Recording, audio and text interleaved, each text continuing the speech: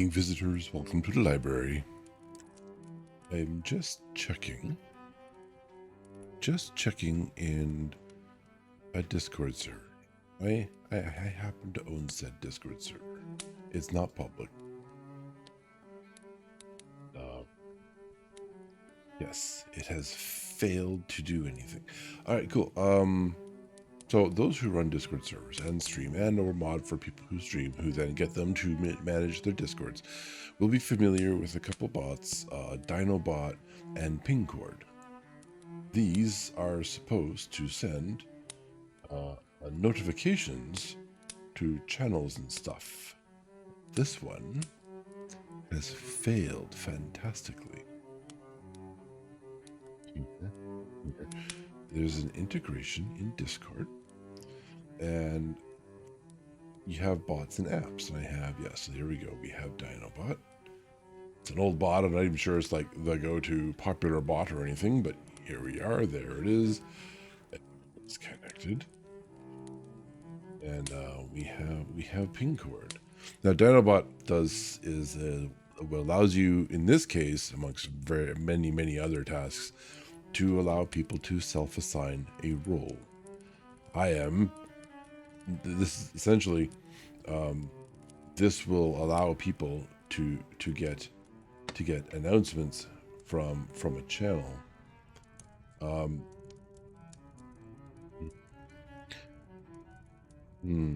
Sorry, the brain is working in the background, and it is not Entertainment Plus integration. So like we go to Pingcord, verified commands, adminated. Yeah, you have all channels. You can do everything. I just want you to ping everyone who is a member of that group. Right, so you have an announcement group. People can add themselves to it. That's what the Dinobot thing does. There's no webhooks in this server. It should though. Did it fails? But it doesn't say it fails. We're here, we visit the site, manage the server. It says you're joined. Ping the Pingcord server support. Don't need to do that business. But I've gone live on Twitch. Wait. Tracked Twitch channels is done? That is a bald-faced lie. Go down here. It says add your linked Twitch channel. It is done. There it is. Sidoen right there. I guess I have to, for some reason, also add the URL. Where's my channel? Damn it. I'm going to do this. Open up a new browser. Hi, welcome. This is Sidoen does tech support for himself while it's making chat. Wait, so we're going to add the channel. Okay, we're going to save. And it said, what, like, just waiting for Twitch. Add up to 3 channels. No, I don't need more. Customize channel. I don't care about the customize. Why are you waiting for Twitch? Probably because I'm already live. I haven't gone live. Oh man, if this doesn't work in like 1 or 2 streams, what I'm really going to do is ditch it, kill Pingcord, and just hook up StreamerBot with the webhook to Discord. I know it can do that. I think you have to go to the StreamerBot website to do something. Tracking healthy. Yeah, okay, sure it is. Sure it is. Back to integrations. Okay, yeah, that looks track. What about YouTube? What about YouTube? YouTube says it does. That's for uploading videos, of course, not for other shenanigans. Okay, I'm going to stop downloading my stream whilst I'm uploading it. There we go. Vanna's doing plenty of that upstairs. Do I need you to do anything? I need you to be you. That's it. I just need you to be you. I know there's no way to really test it unless I suspect if I stop stream and start stream. And the one person who asked for this, of course, was a friend of ours, Angry Dragon. He is a streamer and a friend, and he said he noticed the other day that he is from Europe, somewhere thereabouts Europe, and he The only time our European friends can catch my streams would be the Sunday morning streams when the time zones line up and the planets are in the right orientation, etc. ad nauseum. Of course, he keeps missing it, even though it's it's an evening for them, right? It's a morning for us, evening for them at that time. Well, you added the role for me, so yeah, because that's all self-served. Hopefully, that's not. Now I noticed I double checked for Angry before stream, like it's supposed to be working, but I checked for Angry and he did self-assign, so I know he has that. Doesn't help if Pinkor's not doing anything though. Minor issue, but here we are. Here we are, anyways. Yes, good times, awesome. I've also set up StreamerBot to actually last time we said it is going to handle shield mode between streams. You are responsible for what happens in chat, even if you are not currently streaming. So it's a really good idea if you're a streamer or you're a new streamer and you haven't done this, just to have a really sort of lockdown shield mode. Just so you can just like quickly activate that between streams, easy peasy, and you're done. For those of you who don't know what shield mode is, Twitch has probably the best in class auto moderation system of all the platforms that are currently in existence. It has all sorts of features that allow you to filter or control or partially control people who are either sort of unverified or email verified and or telephone number verified, and like when they can follow, can they speak if they followed or not. That's the classic follower only mode that people hate. And then also like how long have they been watching, how long have they had an account before they can follow and or chat. All sorts of features, right? There's a lot. It's worth your time to spend a little time doing that. Now in normal mode, you can set any of these filters. I'm waving my hand all over the place to indicate that we're talking about all the things everywhere. And then there's this optional you can toggle shield mode on and off with the flip of a switch or the click of a button. And you can configure shield mode too. That's fully configurable, so you can configure a far more restrictive shield mode. So things like, hey, emote only, so only subscribers can talk, or what however you want to say. I don't remember how it is, but this is the best proactive process to shut down things like hate raids, right?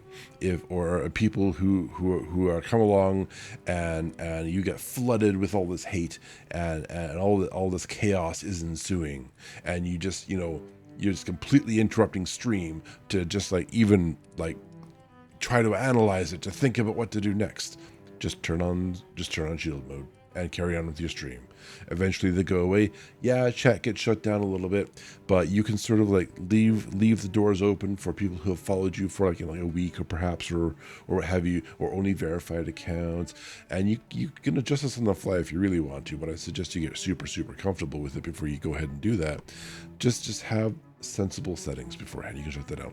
Also, while we're on the subject matter, make sure you have SariBot.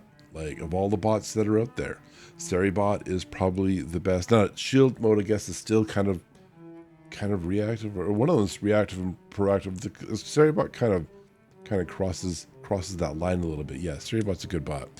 SariBot, the person or Sari who runs SariBot, they have a running list of scam accounts, of follower bot advertisers, and all this kind of stuff, suspicious users, and when they show up in your chat, it just bangs, just bans them. I think we've banned at least three accounts that have come in here and tried to sell free followers or easy followers or whatever.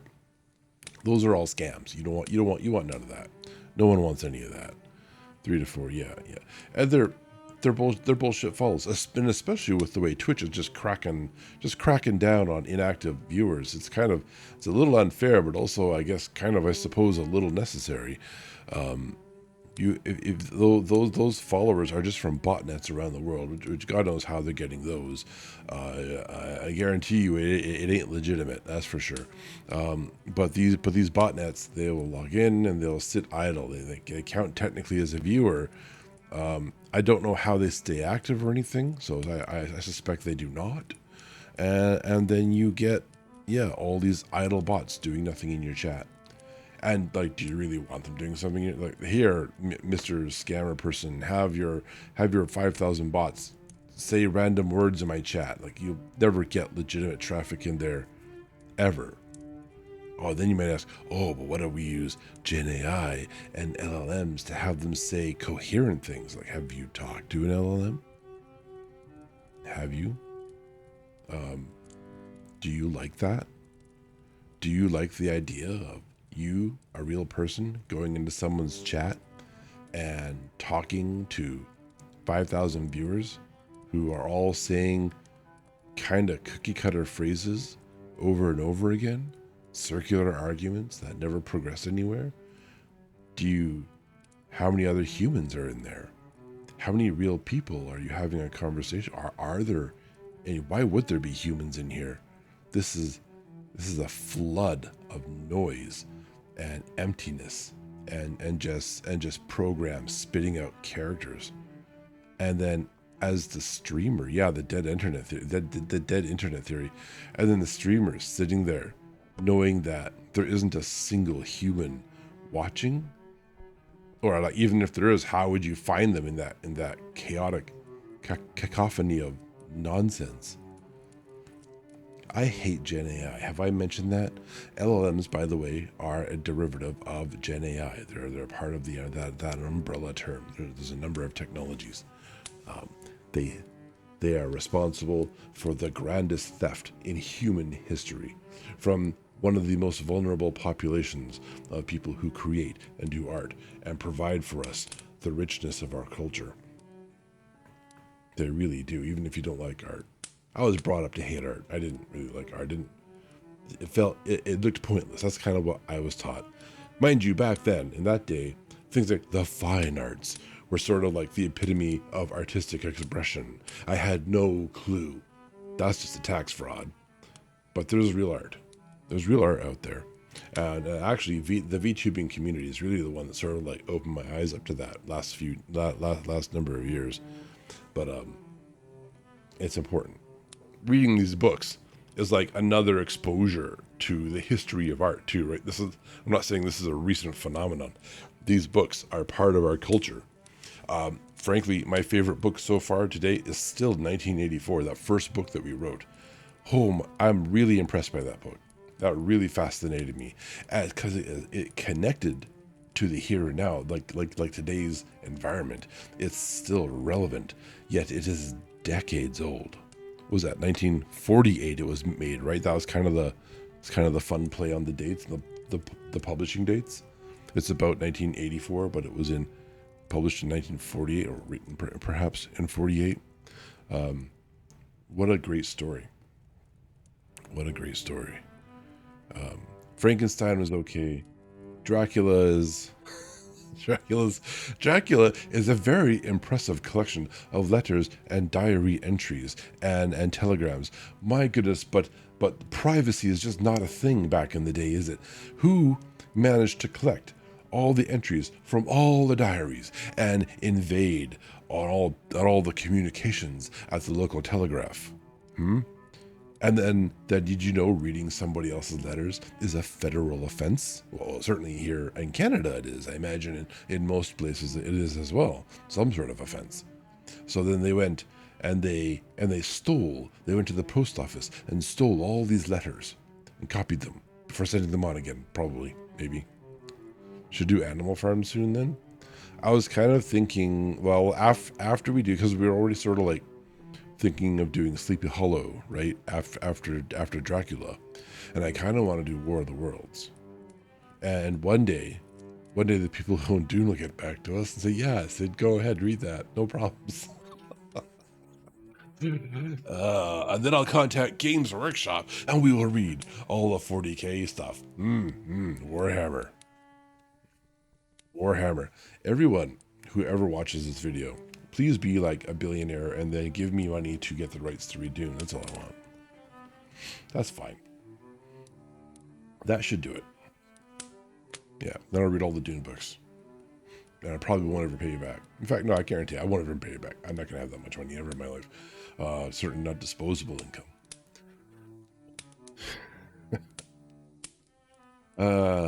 Dreams. I had cool things to talk about other than what I've already rambled on about. But I don't know. I mean, I don't know what those are anymore. I spent time fussing about with OBS today as well. I made, you can make groups of sources. So looking at this scene behind me, right? Ooh, I know what I'm gonna do. I have a plugin I've yet to use. Here we go. See this? Cool. This is the draw plugin. I literally just open up a dock and have it set to be like a window, so it doesn't like fuss around with my OBS and my current docks and stuff. So it just pops out into a new window, but it lets me draw. So it's like all this background stuff, right?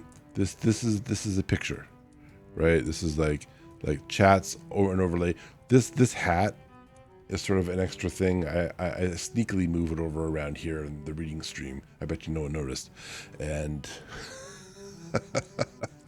and then I can just sort of easily erase. And then he says, this fire, right? This fire, which I can't draw on all of a sudden. Oh, because I have erased that. Okay, cool. This fire, so it's on fire. I'm helping it be on fire, is in front of the background, but I'm gonna change picture. I'm gonna change colors because I can. I don't have no idea what this color is, but it's behind a little cutout of this, and this particular cutout, right, has new colors. Here we go. Yeah. Little grill across here, right? I went in and I sort of deleted all the spaces between the bars. They're transparent. So it looks now, don't sigh at me. So it looks like, so I just delete everything in. So it looks like, yeah. So it looks like there's a fire behind the grill, right? But in front of the, did I delete stuff back there? Because, oh goodness. Oh, that's so, yeah, you can see that little fiery bit in the background that's not moving. That's part of the original picture, right? The original picture. But the animated fire is sort of in front of the background, so that's part of the background, right? And then this section of like this bigger fireplace, this section is a cutout. And I've just made the whole section in the middle, obviously except for the metal grill, transparent. So the animating fire is behind that, but in front of the background. I made those three items a single group.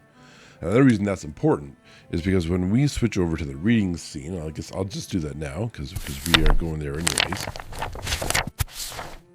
Right here, I had to do this all over again a second time when I first set this up. Right, so it's very fussy. You'll notice that there are like little lines here because you know there's depth to this fireplace in the mantle. And so I had to fuss about that for 2 times. And this is before I knew how to zoom in to a scene on OBS. You can hold the spacebar down and zoom in and zoom out. It was all fixed scale beforehand, so it was very, very finicky work. But yeah, now the whole background in that fire is just one group, and I can just import the group into the new scene to get exactly this. And I can just edit the group to update it. Because I'm a genius. Belated genius perhaps, but genius nonetheless. And now that I'm done with my shenanigans, I can close that, and the dot goes away. Isn't that nice? What a great program! I hope I get to use it. I can do how the Click has Click Academy. I could do Sid's Academy. It's not plagiarism. It's a different name. Exactly. Okay, so. Anyways, we're on this scene. We should start soon. What happened last time? The boat crashed during the big storm. Right, there was that big last time at the end of that reading stream. There was a boat off the harbor that was kind of doing funky things. So it was rocking back and forth and doing odd things instead of being sailed properly. Turned out the man behind the wheel was dead and simply tied to the wheel. He brought the boat into shore, and it crashed up on, I think it was a beach or something. Right, it was on one one of the other sides of the town there. It crashed onto the beach. And when it did so, a giant dog or wolf or something jumped off the bow and ran into the woods or something. And it got lost. And the townsfolk, terribly sad. The poor puppy was probably going to get lost. And the whole town, they wished they could probably have adopted it. Oh, what a nice group of people, right? That's what could go wrong. I guess, to be fair, these folk don't know about vampires. Technically, neither do we. So they did a whole rigmarole, and Lucy was the one with failing health. Right, her health was failing, and it came and it went, and then every so often, like her friends would try to help her with safety pins to hold blankets and stuff. They would accidentally prick her neck, and she would get like pinholes in them, and everyone was terribly sad. Then it would all go away, and she would feel stronger. And then all of a sudden, she would spend the night near the window, and she would feel sad again. And she just kept hurting her neck somehow, and this went on and on and on. And finally, she does not suffer the side effects of anemia. Instead, this is an incredibly mysterious ailment. So they called for the famous, well, to us, Van Helsing, Professor Van Helsing, who came along and made my life torture by forcing me to read the words he says out loud. Just like the damn old man. Although the old man was kind of probably worse. He was kind of probably worse, yeah, to be honest, to be fair. He inspected Lucy, and they all did this in a roundabout fashion, as to not alarm Lucy's mother, for she is of ailing health. Her heart is sick, and the next shock that surprises her in her life will be the last moments that she spends within her mortal coil. So they have to be very careful. Oh yes, I am just innocently visiting your daughter, ma'am. No need to worry. Yes, I happen to be a professor, but it's not work hours, so we're fine. It's fine, don't worry about it. And so on and so forth. And Van Helsing spent some time with her and pointed out that all these younger men were foolish people who had, conflicts of interest when it comes to finding out the wants and needs of young ladies such as her. But don't worry, he is an old man and therefore knows more. And like it's like sympathetic and stuff because all the girls, they tell him everything. I forget his exact logic, but I'm pretty sure I'm not a proponent of it. Like a salesman. So anyways, he told everyone, oh my goodness, this is correct. There is nothing physically wrong with her. But I suspect something most foul, but I won't tell you. I'm going to go home instead. Let me know how it goes. And that's how we ended off. Oh, and I think Lucy got more ill again or something. Oh, her husband, Arthur, also left to go take care of his father is also ill. Everyone's freaking ill in this stupid story.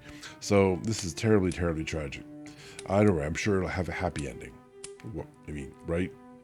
It's going to have a happy... All the anime I've ever watched about anything Dracula related or vampire was always happy. Very cheerful. The goth community is known for that. Happiness. Bright cheerfulness, sunny days. I'm pretty sure that's right. Anyways, I have rambled on long enough, maybe. The last telegram was Lucy health turned for the worse and to come right away. Yes, that's right. Lucy's in trouble. Send the Transformers. Where are we? Okay, here we go. Oh, hang on. Before we begin, we must garnish my throat.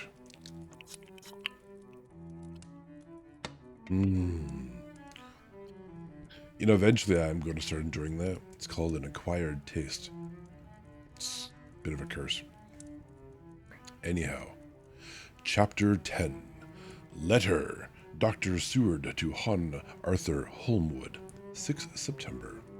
My dear Art, my news today is not so good. Lucy this morning had gone back a bit. There is, however, one good thing which has arisen from it. Mrs. Westerna. I used to think there was an extra R in there, so I'd go Westernra. Still joking. Mrs. Westernra was naturally anxious concerning Lucy, and has consulted me professionally about her. I took advantage of the opportunity and told her that my old master, Van Helsing, the great specialist, was coming to stay with me, and that I would put her in his charge conjointly with myself.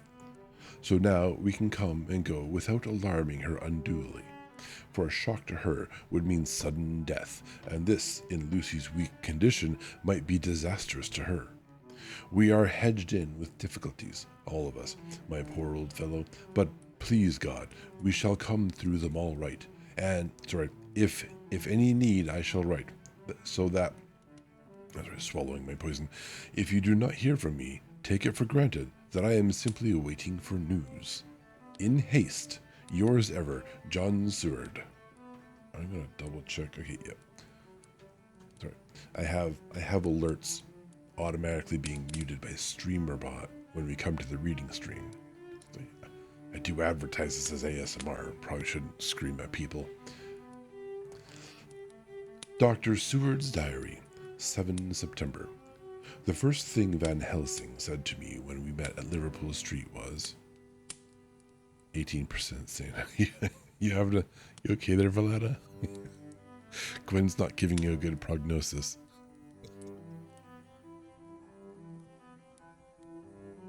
Right. Van Helsing said to me when we met at Liverpool Street was, "Have you said anything to our young friend, the lover of her?" "No," I said. "I waited till I had seen you, as I had said in my telegram. I wrote him a letter simply telling me that you were coming, and Mrs. Westernra was not so well, and that I should let him know if need be." "Right, my friend," he said. "Quite right. Better he not know as yet. Perhaps he shall never know, I pray so. But if it need be, then he shall know all. And, my good friend John, let me caution you. You deal with the madman. You deal with the madman. All men are mad in some way or the other, and inasmuch you deal discreetly with your madmen, so deal with God's madmen, too, the rest of the world." Like these dashes I don't get. You tell not your madmen what you do, nor why you do it. You tell them not what you think. So you shall keep knowledge in its place, where it may rest, where it may gather its kind around it and breed. What does he think knowledge does? You and I shall keep as yet what we know here and here. He touched me on the heart and on the forehead, and then touched himself the same way. In context, that's in context. It's fine if it's in context. I have for myself thoughts at the present. Later I shall unfold to you. "Why not now?" I asked. "It may do some good. We may arrive at some decision." He stopped and looked at me and said, "My friend John, when the corn is grown, even before it has ripened, white the milk of its mother earth is in him, and the sunshine has not yet begun to paint him with his gold. The husbandman, he pull the ear and rub him between his rough hands, and blow away the green chaff, and say to you, 'Look, he's good corn. He will make good crop when the time comes.' I did not see the application and told him so. For reply he reached over and took my ear in his hand and pulled it playfully, as he used long ago to do at lectures, and said, 'The good husbandman tell you so then because he knows, but not till then. The good husbandman tell you so then because he knows. Tell you so then because he knows, but not till then. But you do not find the good husbandman dig up his planted corn to see if he grow. That is for the children who play at husbandry, not for those who take it as of the work of their life. See you now, friend John? I have sown my corn, and nature has her work to do in making it sprout. If he sprout at all, there's some promise, and I wait till the ear begins to swell." He broke off, for he evidently saw that I understood, and he went on, and very gravely, Van Helsing is incredibly weird. Yes, he is. You were always a careful student, and your casebook was ever more full than the rest. You were only student then. Now you are master, and I trust that good habit have not failed. Remember, my friend, that knowledge is stronger than memory, and we should not trust the weaker. Even if you have not kept the good practice, let me tell you that this case of our dear miss, is one that may be mind. I say maybe, of such interest to us and others that all the rest may not make him kick the beam, as your people say. Take then good note of it. Nothing is too small. I counsel you, put down in record even your doubts and surmises. Hereafter, it may be of interest to you to see how true you guess. We learn from failure, not from success. When I described Lucy's symptoms, the same as before, but he infinitely more marked, he looked very grave, but said nothing. He took with him a bag in which were many instruments and drugs, the ghastly paraphernalia of our beneficial trade, as he once called, in one of his lectures, the equipment of a professor of the healing craft. When we were shown in, Mrs. Westenra met us. She was alarmed, but not nearly so much as I expected to find her. Nature, in one of her beneficent moods, has ordained that even death has some antidote to its own terrors. Here, in a case where any shock may prove fatal, matters are so ordered, from some cause or other, that things not personal, the things not personal, even the terrible change in her daughter to whom she is so attached, do not seem to reach her. It is something like the way Dame Nature gathers round a foreign body an envelope of some insensitive tissue which can protect from evil that which it would otherwise harm by contact. If this be an ordered selfishness, then we should pause before we condemn any use for the vice of egoism, for there may be deeper root for its causes than we have knowledge of. That's an esoteric dive into psychology, just out of left field. Let me adjust my seating and posture. And I have to twist the wheels of my chair. I have a plastic mat on the ground for my office chair to sit, but if I let it sit too long, it forms grooves, and then for some reason I decide those are in the wrong spot. Anyhow, I use my knowledge of this phase of spiritual pathology and laid down a rule that she should not be present with Lucy or think of her illness more than was absolutely required. She assented readily, so readily that I saw again the hand of nature fighting for life. Van Helsing and I were shown up to Lucy's room. If I was shocked when I saw her yesterday, I was horrified when I saw her today. She was ghastly, chalkily pale. The red seemed to have gone even from her lips and gums, and the bones of her face stood out prominently. Her breathing was painful to see or hear. Van Helsing's face grew set as marble, and his eyebrows converged till they almost touched over his nose. Lucy lay motionless, and did not seem to have strength to speak, so for a while we were all silent. Then Van Helsing beckoned to me, and we went gently out of the room. The instant we had closed the door, he stepped quickly along the passage to the next door, which was open.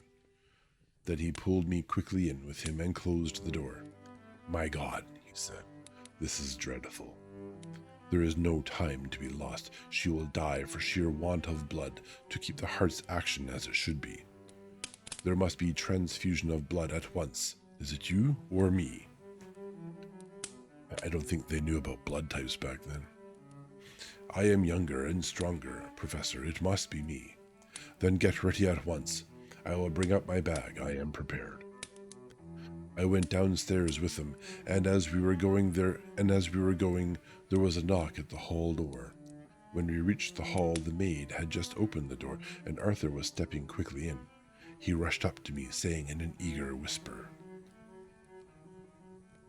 "Jack, I was so anxious. I read between the lines of your letter and have been in an agony. His dad was better, so I ran down here to see for myself. Is not that gentleman Dr. Van Helsing? I am so thankful to you, sir, for coming." When first the professor's eye had lit upon him, he had been angry at his interruption at such a time.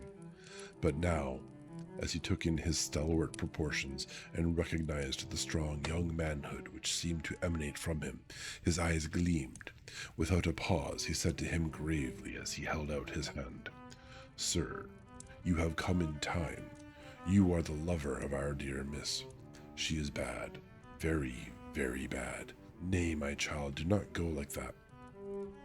For he suddenly grew pale and sat down in a chair almost fainting. "You are to help her. You can do more than any that live, and your courage is your best help." "What can I do?" asked Arthur hoarsely.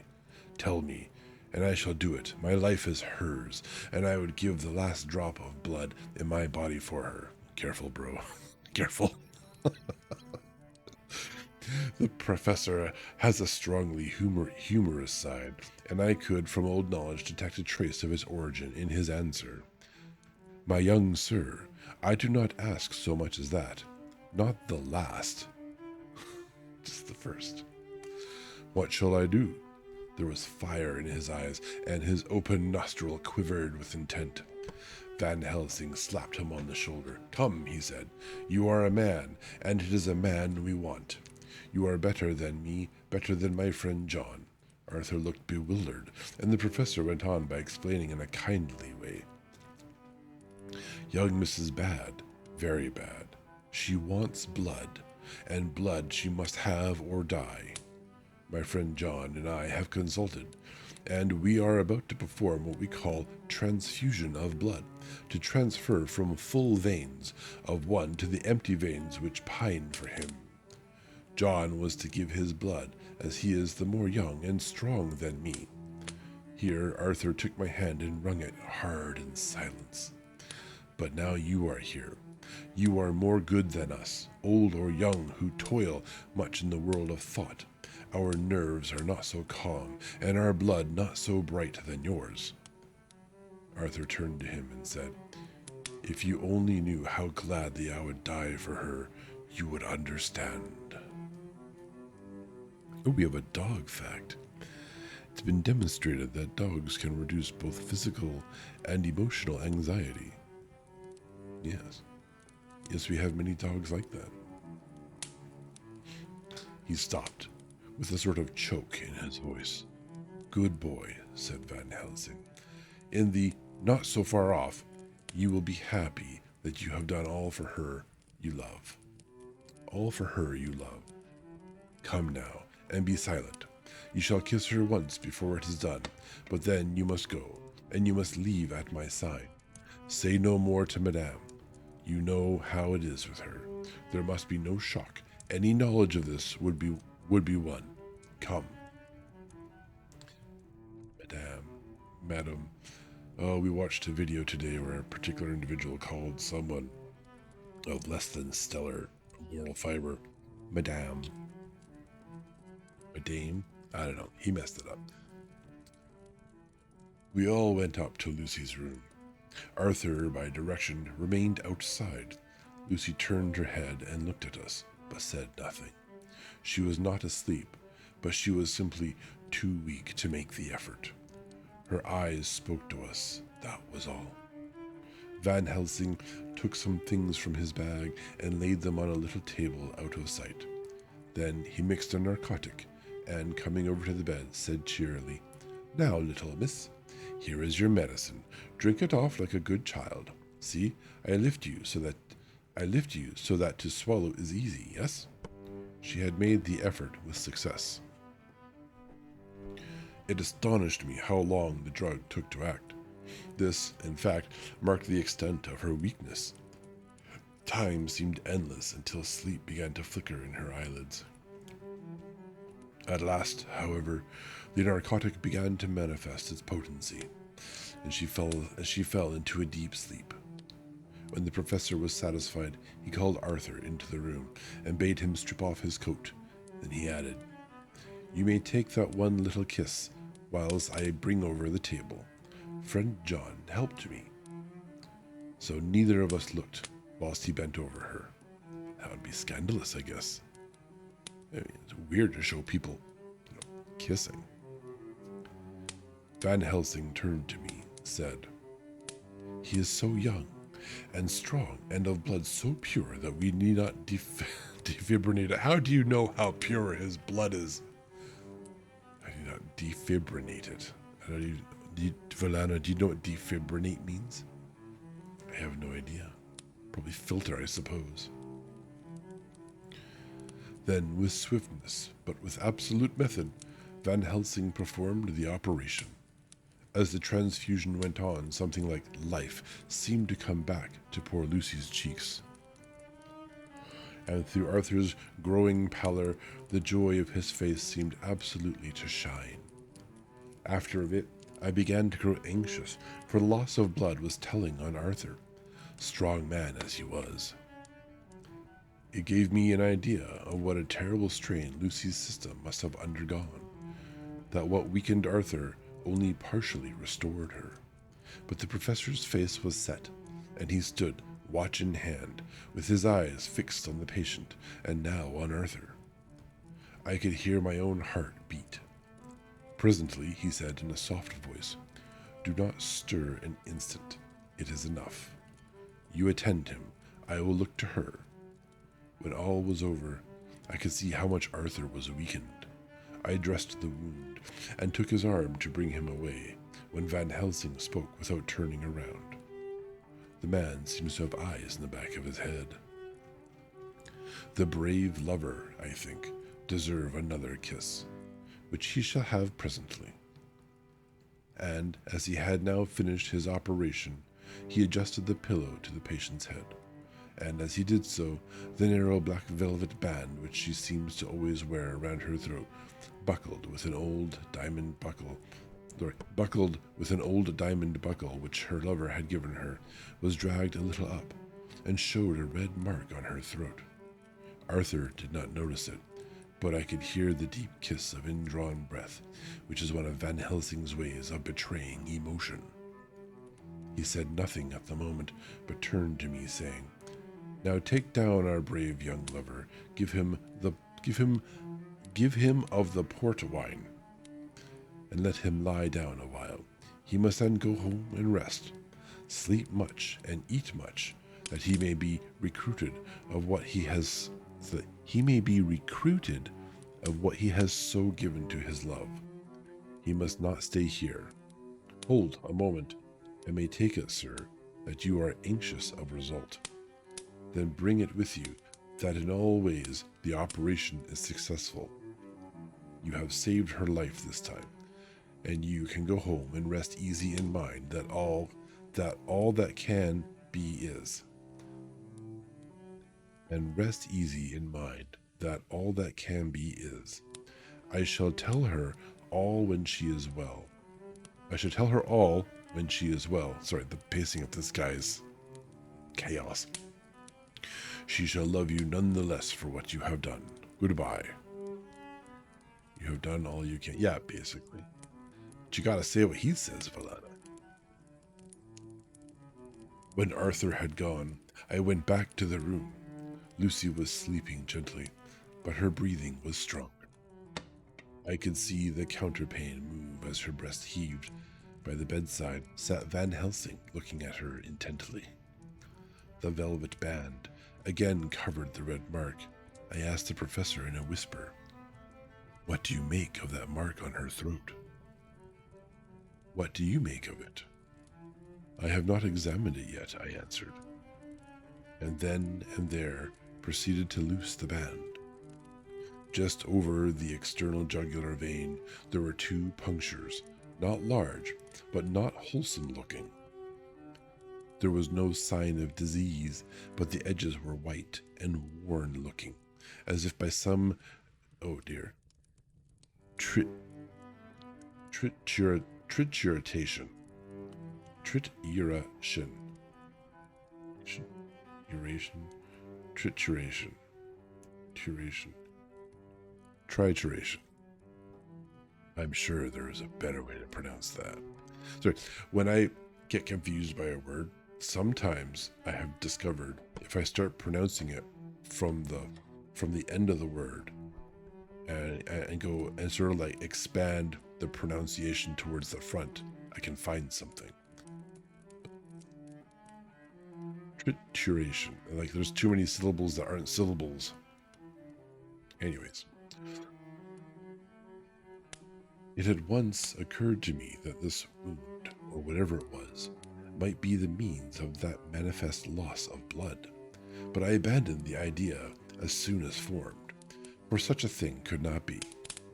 The whole bed would have been drenched to a scarlet with the blood which the girl must have lost to leave such a pallor as she had before the transfusion. Well, said Van Helsing. Well, I said, I can make nothing of it. The professor stood up. I must go back to Amsterdam tonight, he said.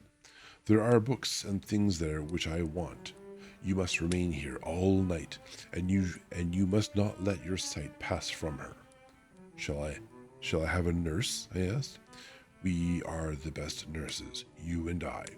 You keep watch all night. See that she is well fed, and that nothing disturbs her. You must not sleep all night. Later on, we can sleep, you and I. I shall be back as soon as possible, and then we may begin. May begin? I said. What on earth do you mean? We shall see, he answered as he hurried out.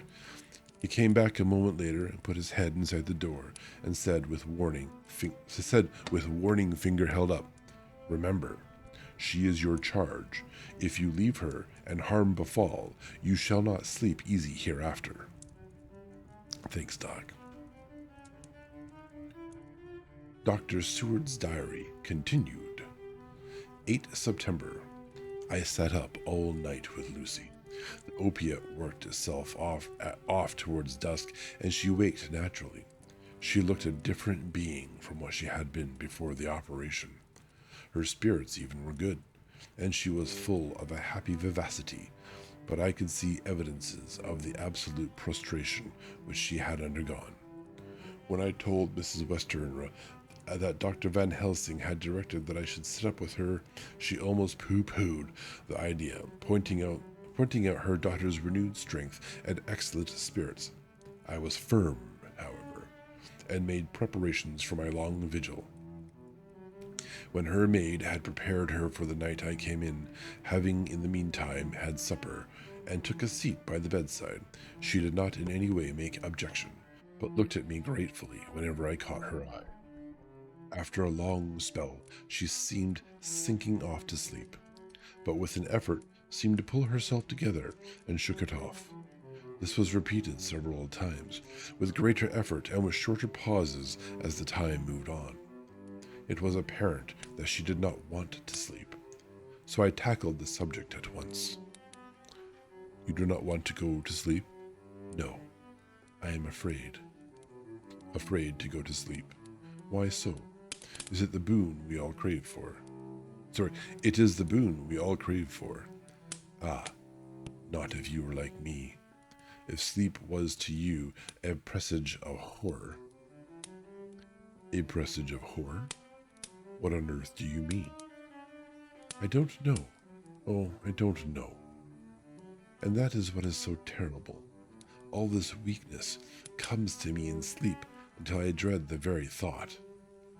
But, my dear girl, you may sleep tonight. I am here watching you, and I can promise that nothing will happen. I can trust you. I seized the opportunity and said, I promise you that if I see any evidence of bad dreams, I will wake you at once. You will? Oh, will you really? How good you are to me. Then I will sleep. And almost at the word she gave a deep sigh of relief, and sank back asleep. Since we all know, nightmares are how you lose blood. All night long I watched by her. She never stirred, but slept on and on in a deep, tranquil, life-giving, health-giving sleep. Her lips were slightly parted, and her breast rose and fell with the regularity of a pendulum. There was a smile on her face, and it was evident that no bad dreams had come to disturb her peace of mind. Interesting thing about dreams, there's a theory, some believe, whom do science on dreams, that throughout the night you have many, many dreams, the vast majority of which you don't remember, if any. Another idea is most of these dreams happen just before you wake up. If I remember that correctly. In the early morning, her maid came, and I left her in her care and took myself back home, for I was anxious about many things. I sent a short wire to Van Helsing and to Arthur, telling them of the excellent result of the operation. My own work, with its manifold arrears, took me all day to clear off. It was dark when I was able to inquire about my zoophagous patient. The report was good. He had been quiet for the past day and night. A telegram came from Van Helsing at Amsterdam whilst I was at dinner, suggesting that I should be at Hillingham tonight, as it might be well to be at hand, and stating that he was leaving by night mail and would join me early in the morning. 9 September. I was pretty tired and worn out when I got to Hillingham. For 2 nights I had hardly had a wink of sleep, and my brain was beginning to feel that numbness which marks cerebral exhaustion. Lucy was up and in cheerful spirits. When she shook hands with me, she looked sharply in my face and said, "No sitting up tonight for you. You are worn out. I am quite well again. Indeed I am, and if there is to be any sitting up, it is I who will sit up with you." I would not argue the point, but went and had my supper. Lucy came with me, and, enlivened by her charming presence, I made an excellent meal, and had a couple of glasses of the more than excellent port. We have ads in 1 minute. The timer that we have up now has had a little bit of extra time added to it.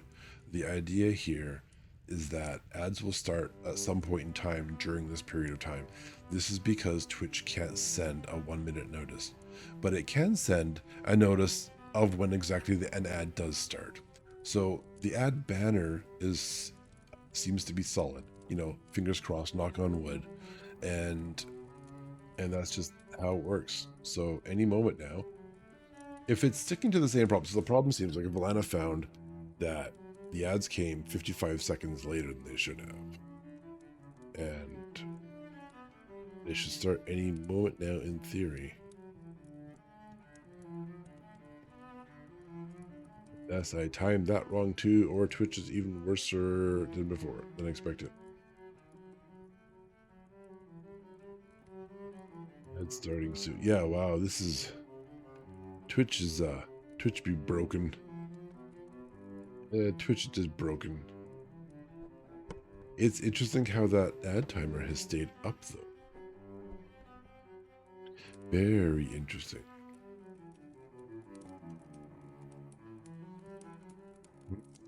The ads incoming banner at the top right. Well, not banner, it's the bar, right?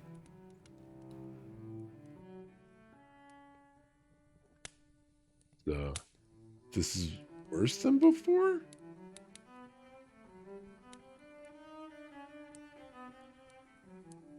Soon, yeah. Alright, here we go. Ads are on. We'll be back. Okay, these are just about over.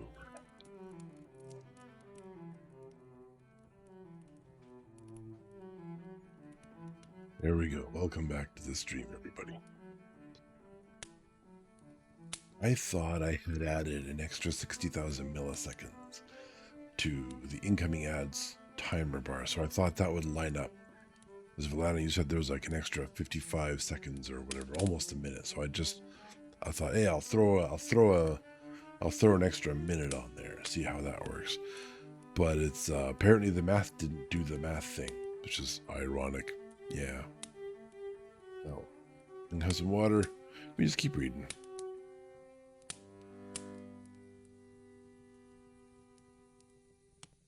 Really wish that was more predictable. All right. Yeah. So obviously, I messed the math up, or the plus icon isn't the plus icon. I don't know.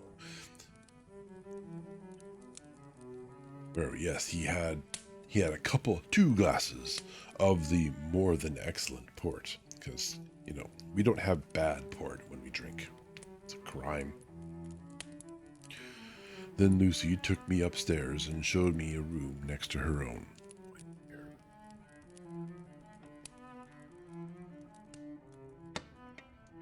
And after that little beep, I remember I probably should also get do not disturb mode there. There, Lucy took me upstairs and showed me a room next to her own, where a cozy fire was burning. Now, she said, you must stay here. I shall leave this door open and my door too. You can lie on the sofa, for I know that nothing would induce any of you doctors to go to bed whilst there is a patient above the horizon. If I want anything, I shall call out, and you can come to me at once. I could not but acquiesce, for I was dog-tired, and could not have sat up had I tried. So, on her renewing her promise to call me if she should want anything, I lay on the sofa, and forgot all about everything. Is this like the first red flag in literature? Is that what this is? Maybe call Arthur. Like, maybe Arthur can come help. Like, holy cow. Like, alright. Lucy Westerner's diary. Yeah, foreshadowing. 9 September. I feel so happy tonight. I have been so miserably weak that to be able to think and move about is like feeling sunshine after a long spell of east wind out of a steel sky. Somehow, Arthur feels very, very close to me. Laughing's me, it's not her. I seem to feel his presence warm about me. I suppose it is that sickness and weakness are selfish things, and turn our inner eyes in sympathy on ourselves, whilst health and strength give love rein, and in thought and feeling he can wander where he wills. I know where my thoughts are. If Arthur only knew, my dear, your ears must tingle as you sleep, as mine do waking. Oh, the blissful rest of last night. How I slept with that dear, good Dr. Seward watching me. No comment. And tonight I shall not fear to sleep, since he is close at hand and within call. Thank everybody for being so good to me. Thank God. Good night, Arthur. It's probably worth noting that she is not awake when the thing happens that makes her sick, and that is a prerequisite for calling out for help. Just gonna say. Dr. Seward's diary, 10 September. I was conscious of the professor's hand on my head and started awake all in a second. That is one of the things that we learn in an asylum, at any rate. And how was our patient? Well, when I left her, or rather, when she left me, I answered, "Come, let us see," he said, and together we went into the room. The blind was down, and I went over to raise it gently, whilst Van Helsing stepped with his soft, cat-like tread over to the bed. As I raised the blind, and the morning sunlight flooded the room, I heard the professor's low hiss of inspiration, and knowing its rarity, a deadly fear shot through my heart. As I passed over, he moved back, and his exclamation of horror, Gott in Himmel, needed no enforcement from his agonized face. He raised his hand and pointed to the bed, and his iron face was drawn and ashen white. I felt my knees begin to tremble. There on the bed, seemingly in a swoon, lay poor Lucy, more horribly white and wan-looking than ever.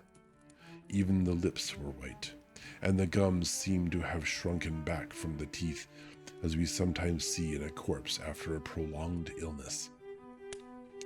Van Helsing raised his foot to stamp in anger, but the instinct of his life and all the long years of habit stood to him, and he put it down again softly. "Quick," he said, "bring the brandy." I flew to the dining room and returned with the decanter. He wetted the poor white lips with it, and together we rubbed palm and wrist and heart. He felt her heart, and after a few moments of agonizing suspense said, "It is not too late. It beats, though but feebly. All our work is undone. We must begin again. There is no young Arthur here now. I have to call on you yourself this time, friend John." As he spoke, he was dipping into his bag and producing the instruments for transfusion. I had taken off my coat and rolled up my shirt sleeve. There was no possibility of an opiate just at present, and no need of one. And so, without a moment's delay, we began the operation. After a time, it did not seem a short time either, for the draining away of one's blood, no matter how willingly it be given, is a terrible feeling. Van Helsing held up a warning finger. "Do not stir," he said, but I fear that with growing strength she may wake, and that would make danger. Oh, so much danger. But I shall precaution take. I shall give hypodermic injection of morphia." He proceeded then, swiftly and deftly, to carry out his intent. The effect on Lucy was not bad, for the faint seemed to merge subtly into their narcotic sleep. It was with a feeling of personal pride that I could see a faint tinge of color steal back into the pallid cheeks and lips. No man knows, till he experiences it, what it is to feel his own life blood drawn away into the veins of the woman he loves. Well, Arthur probably knows. Oh, what fair that he has experienced it. I shall shut myself up now. The professor watched me critically. "Oh, hello, content. Thank you for the redeem. I shall hydrate now, as so instructed."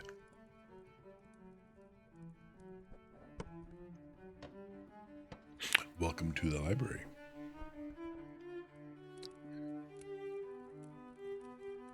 Murder. I am afraid we are trying to prevent murder today, content. See, this book does have, would it be Nurgle? Whom does the vampire serve in the Warhammer 40k universe? One might argue for Slaanesh. Certainly certain themes, certain genres do. Nurgle is kind of not right. The blood god, maybe. Lots of blood. Vampires wouldn't really be able to keep it, but, they would spill it all the time. Siege doesn't seem right, although vampires can be tricksy. Maybe vampires get the choice. The professor watched me critically. "That'll do," he said. "Already?" I remonstrated. Remonstrated. "You took a great deal more from art." To which he smiled a sad sort of smile as he replied, "He is her lover, her fiancé. You have much work to do for her and for others, and the present will suffice. When we stopped the operation, he attended to Lucy, whilst I applied digital pressure to my own incision. I laid down whilst I waited his leisure to attend me, for I felt faint and a little sick. By and by, he bound up my wound and sent me downstairs to get a glass of wine for myself. As I was leaving the room, he came after me and half whispered, "Mind, nothing must be said of this. If our young lover should turn up unexpected as before, no word to him. It would at once frighten him and enjealous him too. There must be none. So." When I came back, he looked at me carefully and then said, "You are not much the worse. Go into the room and lie on your sofa and rest a while. Then have much breakfast and come here to me." I want to have much breakfast. I love the idea of much breakfast. Much breakfast is a fantastic idea. I followed out his orders, for I knew how right and wise they were. I had done my part, and now my next duty was to keep up my strength. I felt very weak, and in the weakness lost something of the amazement at what had occurred. I fell asleep on the sofa, however, wondering over and over again how Lucy had made such a retrograde movement, and how she could have been drained of so much blood with no sign anywhere to show for it. I think I must have continued my wonder in my dreams, for, sleeping and waking, my thoughts always came back to the little punctures in her throat and the ragged, exhausted appearance of their edges, tiny though they were. Lucy slept well into the day, and when she woke, she was fairly well and strong, though not nearly so much so as the day before.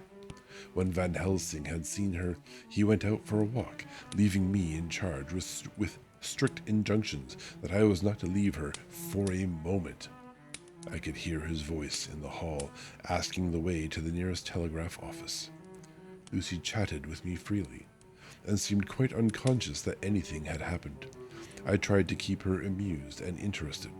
When her mother came up to see her, she did not seem to notice any change whatever, but said to me gratefully, "We owe you so much, Dr. Seward, for all you have done, but you really must now take care not to overwork yourself. You are looking pale yourself. You want a wife to nurse and look after you a bit, that you do." As she spoke, Lucy turned crimson, though it was only momentarily, for her poor wasted veins could not stand for long such an unwanted drain to the head. That's fair. All the blood's going to her face. The reaction came in excessive pallor. The reaction came in excessive pallor as she turned imploring eyes on me. I smiled and nodded, and laid my finger on my lips. With a sigh, she sank back amid her pillows. Van Helsing returned in a couple of hours, and presently said to me, "Now you go home, and eat much and drink enough. Make yourself strong. I stay here tonight, and I shall sit up with little miss myself. You and I must watch the case, and we must have none other to know. I have grave reasons. No, do not ask them. Think what you will. Do not fear to think even the most non-probable. Good night." In the hall, two of the maids came to me and asked if they or either of them might not sit up with Miss Lucy. They implored me to let them, and when I said it was Dr. Van Helsing's wish that either he or I should sit up, they asked me quite piteously to intercede with the foreign gentleman. I was much touched by their kindness. Perhaps it is because I am weak at present, and perhaps because it was on Lucy's account that their devotion was manifested. For over and over again I have seen similar instances of women's kindness. I got back in there in time for a late dinner. I got back here in time for a late dinner. Went my rounds, all well, and sat down whilst waiting for sleep. It is coming. 11 September. This afternoon I went over to Hillingham, found Van Helsing in excellent spirits, and Lucy much better. Shortly after I had arrived, a big parcel from abroad came for the professor. He opened it with much impressment, assumed, of course, and showed a great bundle of white flowers. "These are for you, Miss Lucy," he said. "For me? Oh, Dr. Van Helsing." "Yes, my dear, but not for you to play with. These are medicines." Here Lucy made a wry face. "Nay, but they are not to take in a decoction or in a nauseous form. So you need not snub that so charming nose, or I shall point out to my friend Arthur what woes he may have to endure in seeing so much beauty that he so loves so much distort. Aha, my pretty miss, that bring the so nice nose all straight again." This guy's speaking. "This is medicinal, but you do not know how. I put him in your window. I make pretty wreath, and hang him round your neck, so that you sleep well. Oh yes, they, like the lotus flower, make your trouble forgotten. It smells so like the waters of Lethe, and of that fountain of youth, and that the conquistadors sought for in the Floridas, and find him all too late." Okay, it is a bouquet of flowers that he's going to hang around all the particular entry points that are of concern and around her throat to which the injuries seem to be occurring. Whilst he was speaking, Lucy had been examining the flowers and smelling them. Now she threw them down, saying, with half laughter and half disgust, "Oh, Professor, I believe you are only putting up a joke on me. Why, these flowers are only common garlic. Ha ha! Surprise!"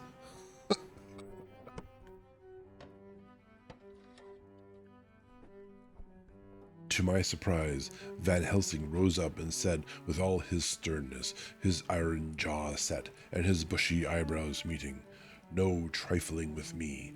I never jest. There is grim purpose in all I do, and I warn you that you do not thwart me. Take care, for the sake of others if not for your own." Then, seeing poor Lucy scared, as she might well be, he went on more gently. "Oh, little miss, my dear, do not fear me. I only do for your good. But there is much virtue to you in those so common flowers. See, I place them myself in your room. I make myself the wreath that you are to wear. But hush, no telling to others that make so inquisitive questions. We must obey. And silence is a part of obedience, and obedience is to bring you strong and well into loving arms that wait for you. Now sit still a while. Come with me, friend John. You shall help me deck the room with my garlic, which is all the way from Haarlem, where my friend Vanderpoel raised herb in his glass houses all the year. I had to telegraph yesterday, or they would not have been here."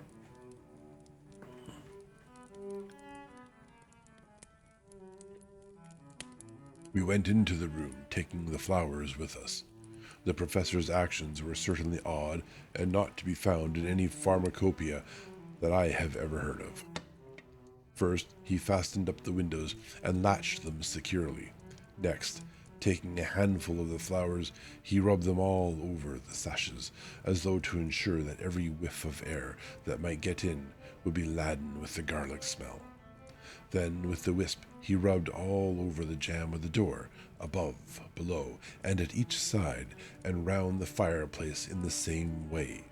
It all seemed grotesque to me, and presently I said, "Well, Professor, I know you always have a reason for what you do, but this certainly puzzles me.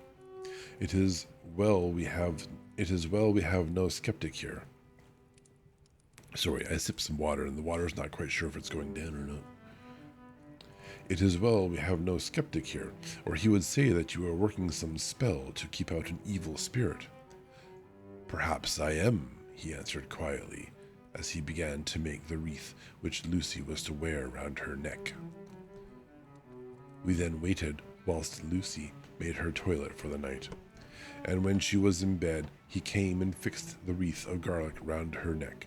The last words he said to her were, "Take care you do not disturb it. And even if the room feel close, do not tonight open the window or the door. I promise, said Lucy. And thank you both 1,000 times for all your kindness to me. Oh, what have I done to be blessed with such friends? She's taking it well. As we left the house in my fly, which was waiting, Van Helsing said, Tonight I can sleep in peace, and sleep I want. 2 nights of travel, much reading in the day between, and much anxiety on the day to follow, and a night to sit up without to wink. Tomorrow in the morning early you call for me, and we come together to see our pretty miss, so much more strong for my spell, which I have worked. Ho ho. He seemed so confident that I, remembering my own confidence 2 nights before and with the baneful result, felt awe and vague terror. It must have been my weakness that made me hesitate to tell it to my friend, but I felt it all the more, like unshed tears. Thus ends Chapter 10.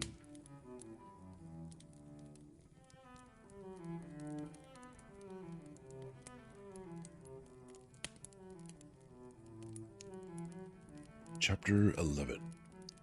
Lucy Westerner's Diary. 12 September.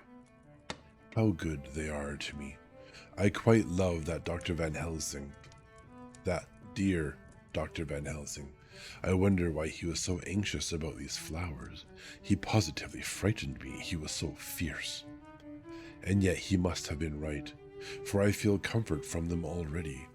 Somehow I do not dread being alone tonight, and I can go to sleep without fear. I shall not mind any flapping outside the window. Oh, the terrible struggle that I have had against sleep so often of late.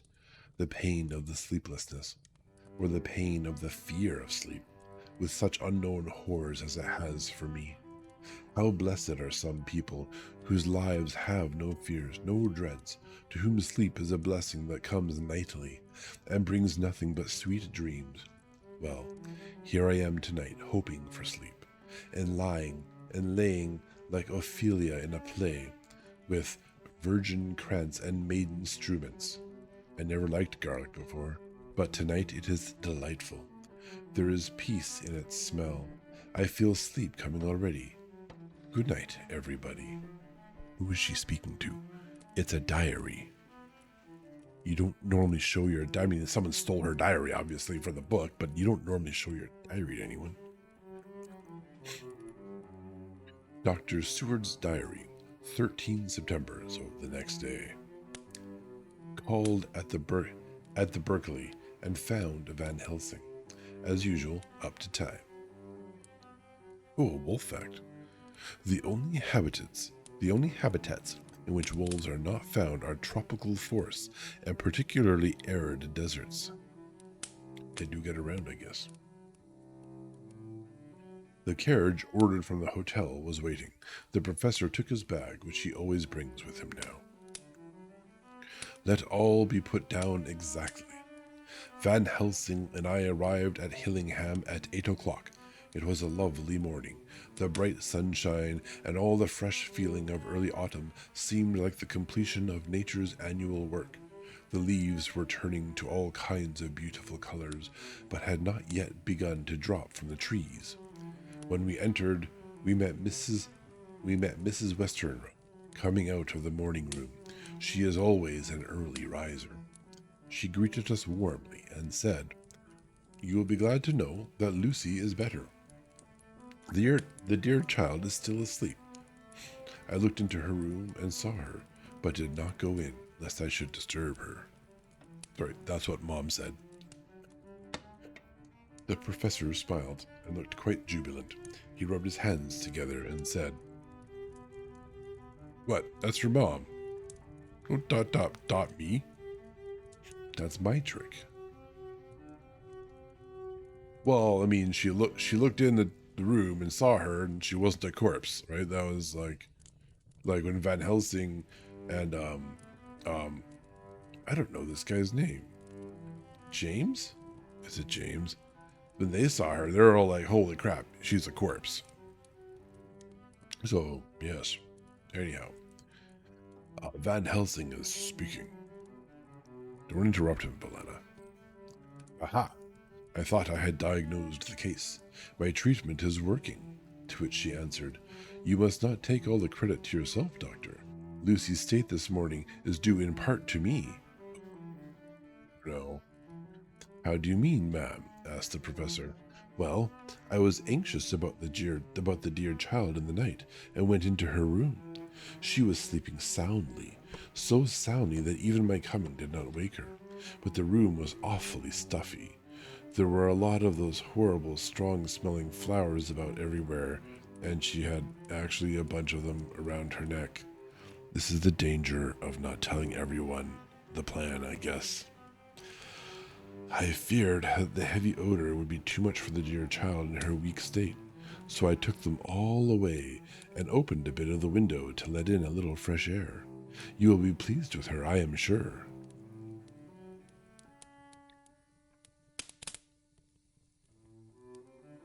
I think Mom's about to get a shock. That's kind of my feeling here. She moved off into her boudoir. Anyways, where she usually breakfasted early. As she had spoken, I watched the professor's face and saw it turn ashen gray. He had been able to retain his self-command whilst the poor lady was present, for he knew her state and how mischievous a shock would be. Mischievous a shock would be. He actually smiled on her as he held open the door for her to pass into her room, but the instant she had disappeared, he pulled me suddenly and forcibly into the dining room and closed the door. Then, for the first time in my life, I saw Van Helsing break down. He raised his hands over his head in a sort of mute despair, and then beat his palms together in a helpless way. Finally, he sat down on a chair, and putting his hands before his face, began to sob, with loud, dry sobs that seemed to come from the very racking of his heart. Then he raised his arms again, as though appealing to the whole universe. God, God, God, he said, what have we done? What has this poor thing done, that we are so sore beset? Is there fate amongst us still, sent down from the pagan world of old, that such things must be, and in such way? This poor mother, all unknowing, and all for the best, as she think, does such thing as lose her daughter body and soul. And we must not tell her. We must not even warn her, or she die, and then both die. Oh, how we are beset, how are all the powers of the devils against us? He hasn't looked yet, like maybe Dracula took the night off. Suddenly, he jumped to his feet. Come, he said, come, we must see and act. Devils or no devils, or all the devils at once, it matters not. We fight him all the same. He went to the hall door for his bag, and together we went up to Lucy's room. Once again, I drew up the blind, whilst Van Helsing went towards the bed. This time, he did not start as he looked on the poor face with the same awful, waxen pallor as before. He wore a look of stern sadness and infinite pity. As I expected, he murmured, with that hissing inspiration of his which meant so much. Without a word, he went and locked the door and began to set out on the little table the instruments for yet another operation of transfusion of blood. I had long ago recognized the necessity and began to take off my coat, but he stopped me with a warning hand. No, he said. Today you must operate. I shall provide. You are weakened already. As he spoke, he took off his coat and rolled up his shirt sleeve. Again the operation. Again the narcotic. Again some return of color to the ashy cheeks, and the regular breathing of healthy sleep. This time I watched whilst Van Helsing recruited himself and rested.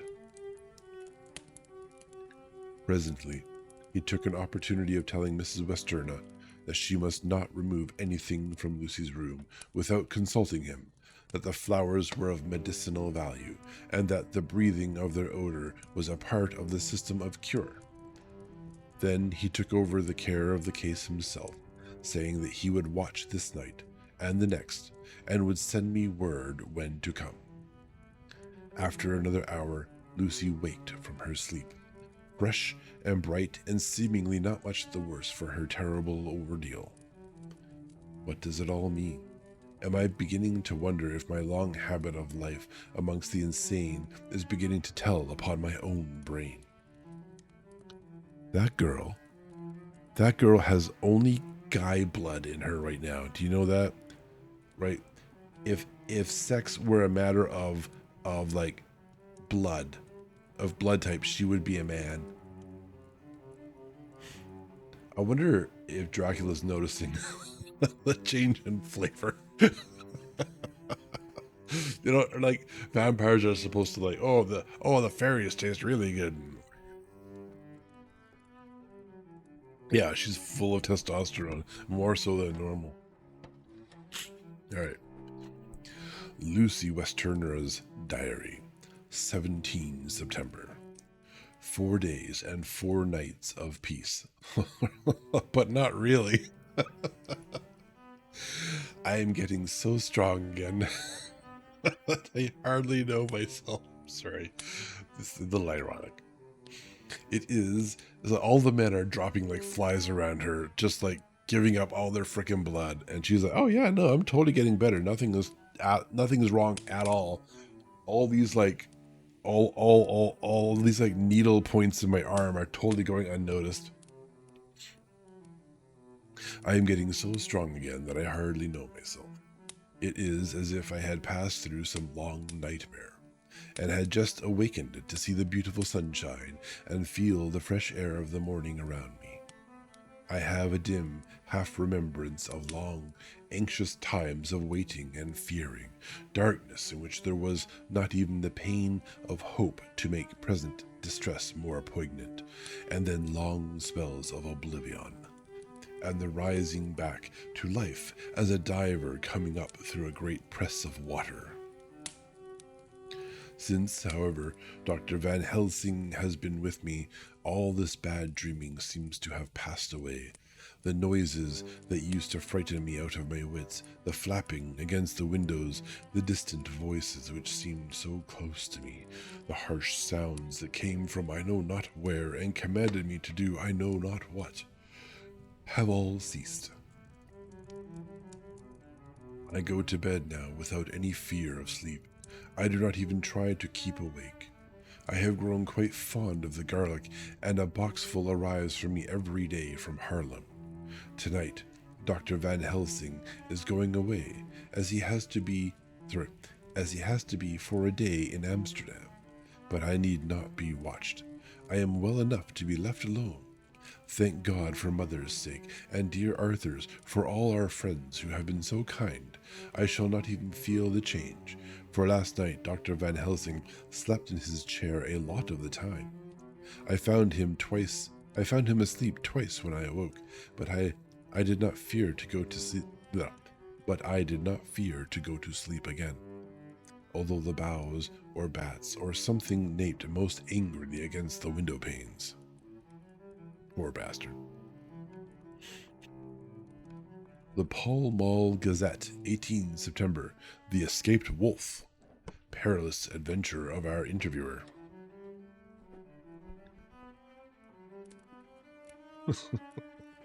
A little bit of self-promotion there, I guess. Interview with the keeper in the zoological gardens. After many inquiries, and almost as many refusals, and perpetually using words Pall Mall Gazette as a sort of talisman, I managed to find the keeper of the section of the zoological gardens in which the wolf department is included. Thomas Builder lives in one of the cottages in the enclosure behind the elephant house, and was just sitting down to his tea when I found him. Thomas and his wife are hospitable folk, elderly and without children, and if the specimen I enjoyed of their hospitality be of the average kind, their lives must be pretty comfortable. The keeper would not enter on what he called business until the supper was over and we were all satisfied. Then, when the table was cleared and he had lit his pipe, he said, "Now, sir, you can go on and ask me what you want." Oh, accents again. "You'll excuse me from refusing to talk of professional subjects afore meals. I gives the wolves and the jackals and the hyenas in all our section their tea afore I begins to ask them questions." "How do you mean, ask them questions?" I queried, wishful to get him into a talkative humor. Itten of them over the eed with a pole. Oh, itten as in hitting them over the head with a pole is one way, scratching off their ears is another. When gents as is flesh wants a bit of a show-off to their gals. I don't so much mind the fuss, the itten with a pole afore I chucks in their dinner, but I waits till they've 'ad their sherry and coffee, so to speak, afore I tries on with the ear scratching, mind you. He added philosophically, "There's a deal of the same nature in us. There's a deal of the same nature in us as in them. Their animalis in their animalis. Here's you a comin' and arskin of me questions about my business, and I that grumpy like that only for you bloomin' arf quid. I'd a seen you blowed fust for I'd answer." He wants a meal. "Not even when you arsked me sarcastic like if I'd like you to arsk the superintendent if you might arsk me questions without offense, I did tell you to go to L. Tell you to go to L. You did." Great response. "And when you said you'd report me for using of obscene language, that was it me over the head. But with the arf quid made that all right. I weren't to go into fight, so I waited for the food and did with my ole as the wolves and lions and tigers does. But Lord love your art, now that the old woman has stuck a chunk of her tea cake in me and rinsed me out with her bloomin' old teapot, and I've lit hup. You may scratch my ears for all you're worth, and won't get even a growl out of me. Drive along with your questions. I know what ye're a comin' at that ear escaped wolf." If you understood anything I've said in the last several paragraphs, well done. Exactly. I want you to give me your view of it. Just tell me how it happened, and when I know the facts, I'll get you to say what you consider was the cause of it, and how you think the whole affair will end. Thank you. I don't know if I actually did good. I think I got the words right, though. "All right, Governor. This ear is about the old story. That ear wolf, what we called a berserker, was one of 3 grey ones that came from Norway to Jamratches, which we bought off him 4 years ago. He was a nice, well-behaved wolf that never gave no trouble to talk of. I am more surprised at him for wanting to get out nor any other animal in the place. But there, you can't trust wolves no more nor women." So wolves and women, same degree of trustworthiness, noted. "As concerning, Valana makes most of my meals. Maybe I should just order out more." Don't you mind him, sir?" Broke in Mrs. Tom with a cheery laugh.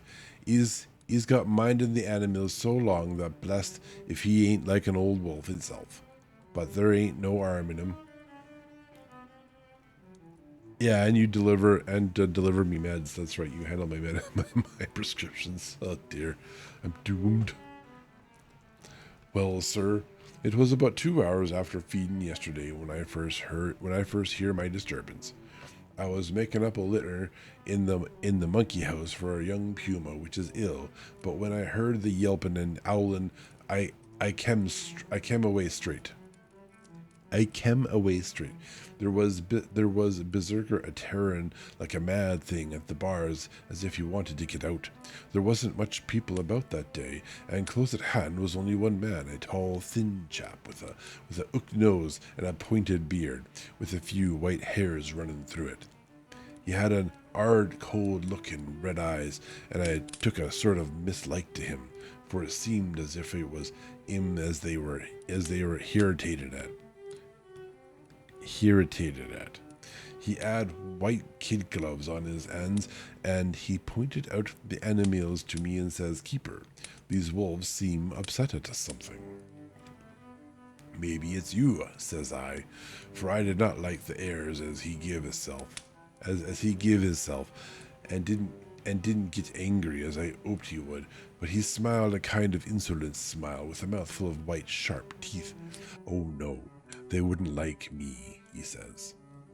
"Oh yes they would," says I, and says I, imitating him, imitated imitating of him. "They always likes a bone or two to clean their teeth on about tea time, which you as a bagful. Well, it was an odd thing, but when the animals sees us a talking they lay down, and when I went over to Berserker, he let me stroke his ears same as ever. That there man came over, and blessed but if he didn't put in his hand and stroke the old wolf's ears too. Take care," says I. "Berserker is quick." "Never mind," he says. I'm used to him." "Are you in the business yourself?" I says, taking off my art for a man what trades in wolves, and setter is a good friend to keepers. "No," says he. "Not exactly in the business, but I have made pets of several." And with that he lifts his hat as perlite as a lord, and walks away. Old Berserker kept a looking arter him till he was out of sight, and then went and lay down in a corner and wouldn't come out the whole evening. Well, last night, so soon as the moon was up, the wolves here all began to howl, and there weren't nothing for them to howl at. There weren't no one near, except someone that was evidently a calling a dog somewheres out back of the gardens in the park road. Once or twice I went out to see all that was right, and it was, and then the howling stopped. Just before 12 o'clock, I just took a look around afore turning in, and bust me, but when I came opposite to old Berserker's cage, I see the rails broken and twisted about, and the cage empty. And that's all I know for certain. Did anyone else see anything? One of our gardeners was a-comin' home that time from an armony. When he sees a big grey dog coming out through the garden, through the guarding edges, at least so he says. But I don't give much for it myself, for if he did, he never said a word about to his missus when he got home. And it was only after the escape of the wolf was made known, and when we had been up all night a-hunting of the park for Berserker, that he remembered seeing anything. My own belief was that the Armony lad got into his eed. Yeah. Oh my goodness, I feel like a third grader reading that. "Now, Mr. Builder, can you account in any way for the escape of the wolf?" "Well, sir," he said, with a suspicious sort of modesty, "I think I can, but I don't know as how you'd be satisfied with the theory."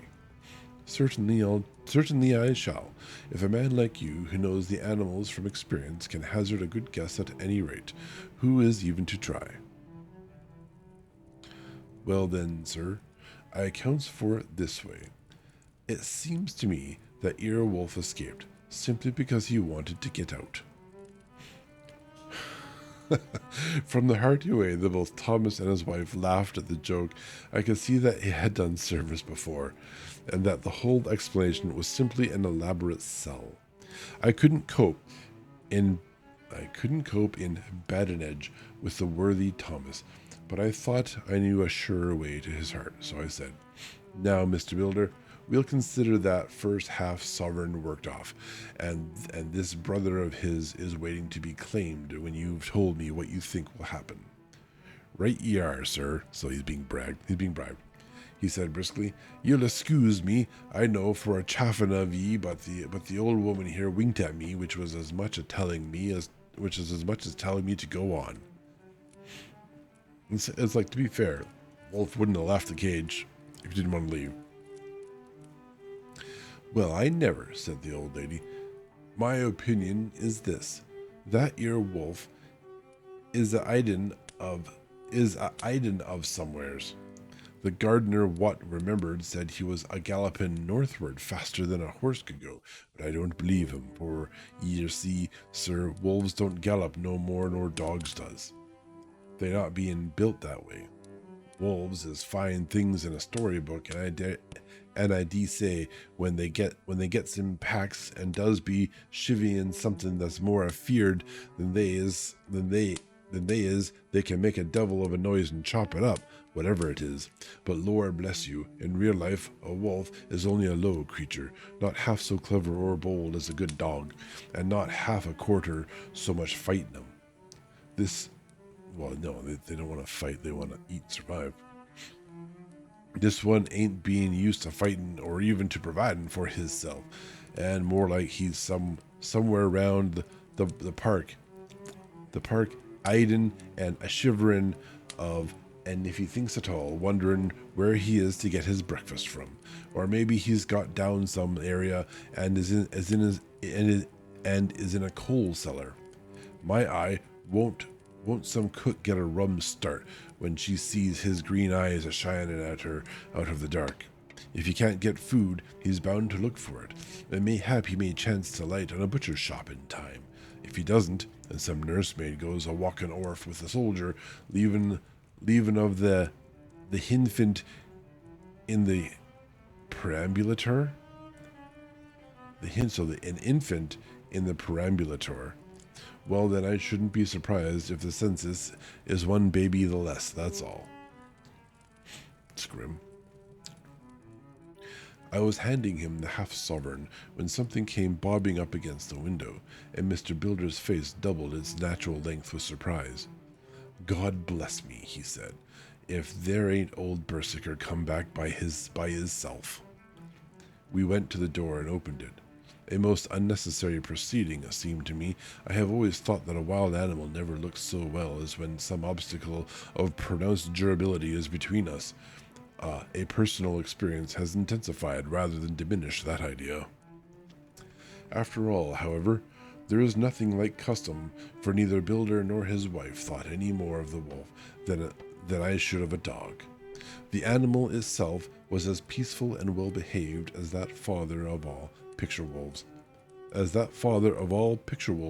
Red Riding Hood's quondam friend, whilst moving her confidence in masquerade. I don't understand what he said. The whole scene was an unutterable mixture of comedy and pathos. The wicked wolf that, for half a day, had paralyzed London and set all the children in the town shivering in their shoes, was there in a sort of penitent mood, and was received and petted like a sort of vulpine prodigal son. Old Builder examined him all over with most tender solicitude, and when he had finished with his penitent, said, "There, I knew the poor old chap would get into some kind of trouble. Didn't I say it all along? Here's his head all cut and full of broken glass. He's been a-getting over some bloomin' wall or other. It's a shame that people are allowed to top their walls with broken bottles. This here's what comes of it. Come along, Berserker." He took the wolf and locked him up in a cage, with a piece of meat that satisfied, in quantity at any rate, the elementary conditions of the fatted calf, and went off to report. I came off too, to report the only exclusive information that is given today regarding the strange escapade at the zoo. Dr. Seward's Diary, 17 September. I was engaged after dinner in my study posting up my books, which, through press of other work and the many visits to Lucy, had fallen sadly into arrear. Suddenly the door was burst open, and in rushed my patient, with his face distorted with passion. I was thunderstruck, for such a thing as a patient getting of his own accord into the superintendent's study is almost unknown. Without an instant's pause, he made straight at me. He had a dinner knife in his hand, and as I saw he was dangerous, I tried to keep the table between us. He was too quick and too strong for me, however. Before I could get my balance, he had struck at me and cut my left wrist rather severely. Before he could strike again, however, I got in my right, and he was sprawling on his back on the floor. My wrist bled freely, and quite a little pool trickled onto the carpet. I saw that my friend was not intent on further effort, and occupied myself binding up my wrist, keeping a wary eye on the prostrate figure all the time. When the attendants rushed in, and we turned our attention to him, his employment positively sickened me. He was lying on his belly on the floor, licking up, like a dog, the blood which had fallen from a wounded wrist. He was easily secured, and, to my surprise, went with the attendants quite placidly, simply repeating over and over again, "The blood is the life. The blood is the life." I cannot afford to lose blood just at present. I have lost too much of late for my physical good, and then the prolonged strain of Lucy's illness and its horrible phases is telling on me. I am overexcited and weary, and I need rest. Rest. Rest. I don't know why these people say the same word 3 times over. I have no idea. You don't need to... This is a diary. Happily, Van Helsing has not summoned me, so I need not forego my sleep tonight. I could not well do without it. Telegram. Van Helsing, Antwerp, to Seward, Carfax. Sent to Carfax, Sussex, as no county given, delivered late by 22 hours. 17 September. Do not fail to be at Hillingham tonight. If not watching all the time, frequently visit and see that flowers are as placed. Very important. Do not fail. Shall be with you as soon as possible after arrival. Dr. Seward's Diary. 18 September. Just off for train to London. The arrival of Van Helsing's telegram filled me with dismay. A whole night lost, and I knew by bitter experience what may happen in a night. Of course, it is possible that all may be well, but what may have happened? Surely there is some horrible doom hanging over us. That possible... Sorry. And adds in 3 minutes, apparently. We shall see. Where's my sentence? Surely there is some horrible doom hanging over us that every possible accident should thwart us in all we try to do. I shall take this cylinder with me, and then I can complete my entry on Lucy's phonograph. Memorandum left by Lucy Western. 17 September. Night. I write this and leave it to be seen, so that no one may by any chance get into trouble through me. This is an exact record of what took place tonight. I feel I am dying of weakness and have barely strength to write, but it must be done if I die in the doing. I went to bed as usual, taking care that the flowers were placed as Dr. Van Helsing directed, and soon fell asleep. I was waked by the flapping at the window, which had begun after that sleepwalking on the cliff at Whitby when Mina saved me, and which now I know so well. I was not afraid, but I did wish that Dr. Seward was in the next room, as Dr. Van Helsing said he would be, so that I might have called him. I tried to go to sleep, but could not. Then there came to me the old fear of sleep, and I determined to keep awake. Perversely, sleep would try to come then when I did not want it. So, as I feared to be alone, I opened my door and called out, Is there anybody there? There was no answer. I was afraid to wake Mother, and so closed my door again. Then, outside in the shrubbery, I heard a sort of howl, like a dog's, but more fierce and deeper. I went to the window and looked out, but could see nothing, except a big bat which had evidently been buffeting its wings against the window. So I went back to bed again, but determined not to go to sleep. I see. All right, we have the ad timer, and I'm going to guess that the modification I made on the fly here did not work.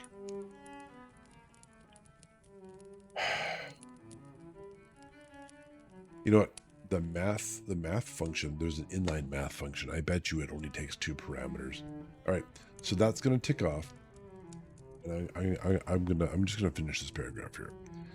Presently, the door opened, and Mother looked in, seeing by my moving that I was not asleep, came in and sat by me. She said to me even more sweetly and softly than her wont. Sweetly and softly than her wont. I was uneasy about you, darling, and came in to see that you were all right.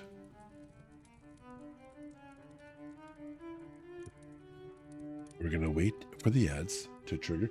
I don't want to trigger them manually at this moment. I suspect that confuses Twitch. I think we can trigger them early for like say 10 or 15 minutes early, and then I think perhaps stuff synchronizes correctly. But if we trigger it now, like I suspect it fails to figure things out correctly, and we end up with no advantage and just multiple sets of ads that nobody wants. So we're going to not do so. Yeah, so windows. So ads should be starting presently, and then we will be back after that. I'll take the opportunity to stand up and wander around, and it'll be great. There we go. We'll be back. Oh, and we're back. Welcome back, everybody. That's the gaming. There we go. No games tonight. None.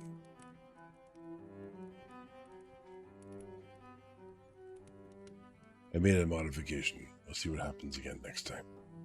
With the ad timer, that is. The incoming ad timer.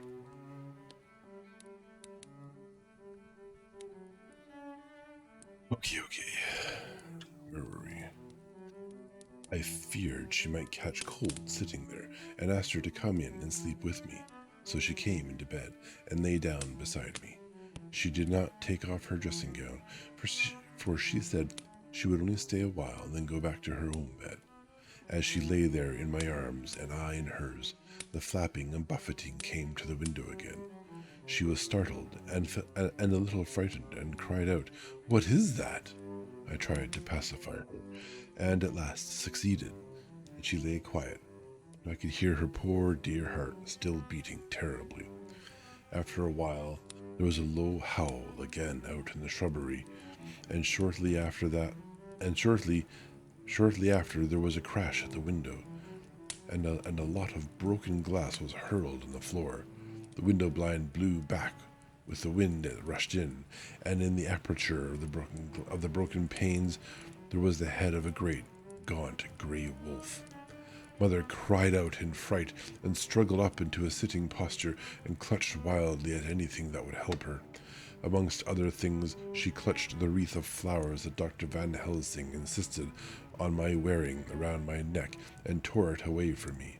For a second or two she sat up pointing at the wolf, and there was a strange and horrible gurgling in her throat. Then she fell over, as if struck with lightning, and her head hit my forehead and made me dizzy for a moment or two.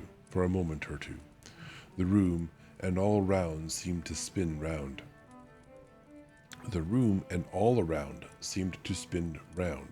I kept my eyes fixed on the window, but the wolf drew back his head, and a whole myriad of little specks seemed to come blowing in through the broken window, and wheeling and circling round like the pillar of dust that travelers describe when there is a simoon There is a sea moon in the desert? What is a sea moon? A sea moon. I tried to stir, but there was some spell upon me, and dear mother's poor body, which seemed to grow cold already, for her dear heart had ceased to beat, weighed me down, and I remembered no more for a while. The time did not seem long, but very, very awful, till I recovered consciousness again. Somewhere near, a passing bell was tolling. The dogs all round the neighborhood were howling, and in our shrubberies, seemingly just outside, a nightingale was singing. I was dazed and stupid with pain and terror and weakness, but the sound of the nightingale seemed like the voice of my dead mother come back to comfort me. The sounds seemed to have awakened the maids, too, for I could hear their bare feet pattering outside my door. I called to them, and they came in, and when they saw what had happened and what it was that lay over me on the bed, they screamed out. The wind rushed in through the broken window, and the door slammed to. They lifted off the body of my dear mother and laid her, covered up with a sheet, on the bed after I had got up. They were all so frightened and nervous that I directed them to go to the dining room and have each a glass of wine. Yes, the cure-all. The door flew open for an instant and closed again. The maid shrieked, and then went in a body to the the maid shrieked, and then went in a body to the dining room. As a pair, I guess. Anyways, as I laid what flowers I had on my dear mother's breast, when they were there, I remembered what Dr. Van Helsing had told me, but I didn't like to remove them. And besides, I would have some of the servants sit up with me now. I was surprised that the maids did not come back. I called them, but got no answer, so I went to the dining room to look for them. My heart sank when I saw what had happened. They all four lay helpless on the floor, breathing heavily. The decanter of sherry was on the table, half full, but there was a queer, acrid smell about. I was suspicious and examined the decanter that smelt of laudanum, and looking on the sideboard, I found that the bottle which mother's doctor uses for her, did use, was empty. What am I to do? What am I to do? I am back in the room with mother. I cannot leave her, and I am alone, save for the sleeping servants, whom someone has drugged. Alone with the dead. I dare not go out, for I can hear the low howl of the wolf through the broken window. The air seems full of specks, floating and circling in the draught from the window, and the lights burn blue and dim. What am I to do? God shield me from harm this night. I shall hide this paper in my breast, where they shall find it when they come to lay me out. My dear mother gone. It is time that I go too. Goodbye, dear Arthur. If I should not survive this night, God keep you, dear, and God help me. That was the end of chapter 11. Yeah, it's not, oh dear, hello. Well, that's perfect timing for a raid. And apparently, I did not successfully mute the alerts. Oops. Welcome, Creative Garden. What were you up to? You're writing, and what were you writing and or reading today?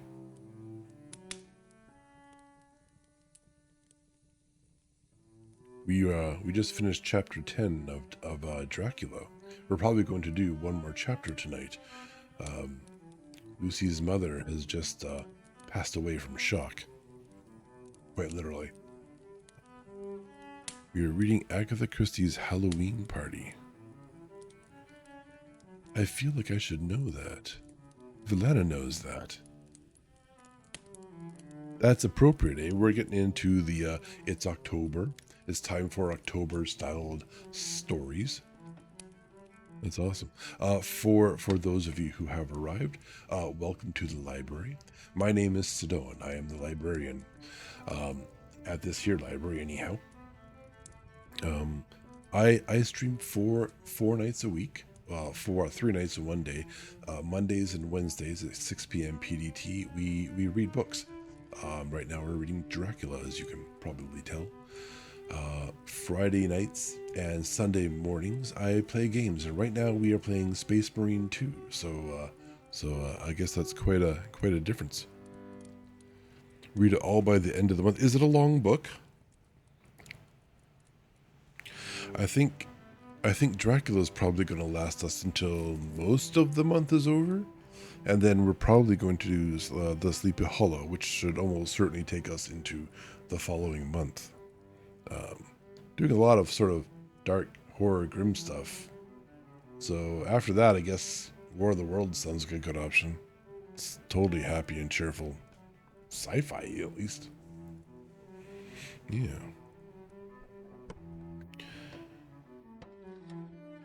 It's 259 pages, so maybe a bit of a marathon. Yeah, I don't know how many pages the books. We find, well, Valana mostly finds sort of sources online, and they're all public domain, so websites have no need for book page numbers. So Dracula, for example, here's one page. What I'm looking at, it's just one page. So yeah, my book's one page. That you should be able to finish. Why don't you read this one? Be finished in a night. That's how that works, right? 260 pages though. That's a decent book. That's a decent book. If I had to compare that to books I remember, I think most of the fantasy fiction I read in high school, we're looking at 300 pages, 500 tops, and those are beefy books. They're like what, 3-4 inches perhaps. Maybe not 4 inches, maybe 2 to 3 inches perhaps. Yeah. I sometimes struggle with mental spatial awareness of what an inch looks like. Yeah. But yeah, well, thanks for bringing your community here. If you're like me, you'll probably want to head off and do a little after stream care. So please, by all means, feel free to do so. And everyone else who came in, welcome. Feel free to stay and listen to chapter 12. We're probably going to finish after chapter 12 tonight. We're just about to get started. And yeah, awesome. Thank you for stopping by. Here we go. What great timing too. That was this perfect timing. Like, did you time that? That's got to be artificial, right? Literally, I ended chapter 11 and we got raided. It's brilliant.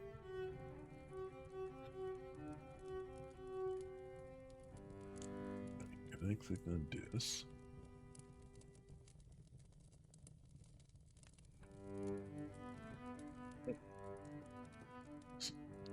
And go back to my book.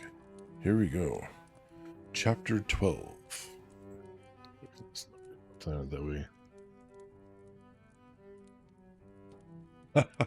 A happy coincidence then. Those don't happen that well timed very often. Well, yeah, please do feel free to lurk. Right, chapter 12, Dr. Seward's Diary. 18 September.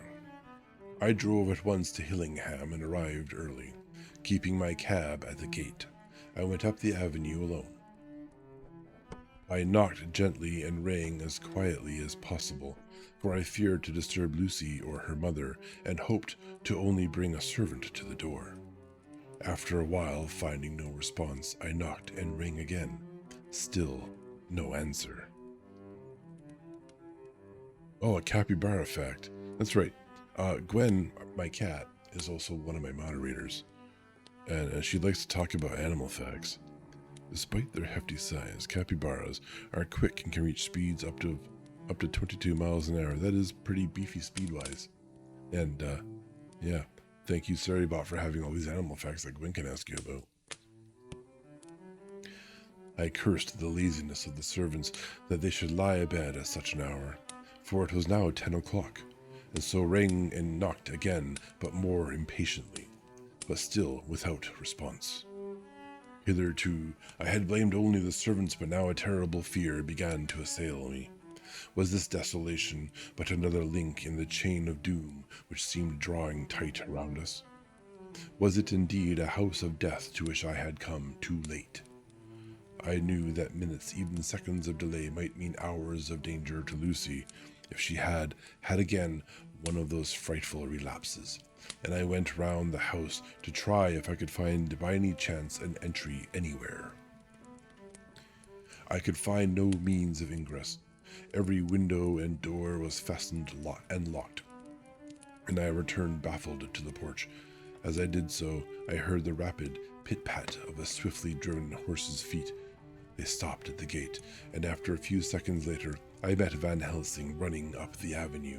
When he saw me, he gasped out, Then it was you, and just arrived. How is she? Are we too late? Did you not get my telegram?" I answered, as quickly and coherently as I could, that I had only got his telegram early in the morning, and had not lost a minute in coming here, and that I could not make any one in the house hear me. He paused and raised his hat as he said solemnly, "Then I fear we are too late. God's will be done." With his usual recuperative energy, he went on, "Come. If there be no way open to get in, we must make one. Time is all in all to us now. Time is all in all to us now." Oh, time is all in all to us now. His pacing is interesting.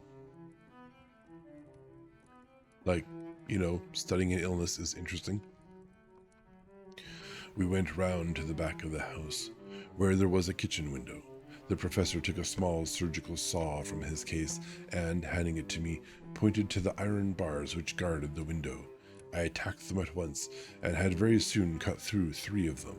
I don't think a surgical saw is going to cut through iron very well, I suspect that's wrong. Then, with a long, thin knife, we pushed back the fastening of the sashes and opened the window. I helped the professor in and followed him. There was no one in the kitchen or in the servants' room, which were close at hand. We tried all the rooms as we went along, and in the dining room, dimly lit by rays of light through the shutters, found 4 servant women lying on the floor.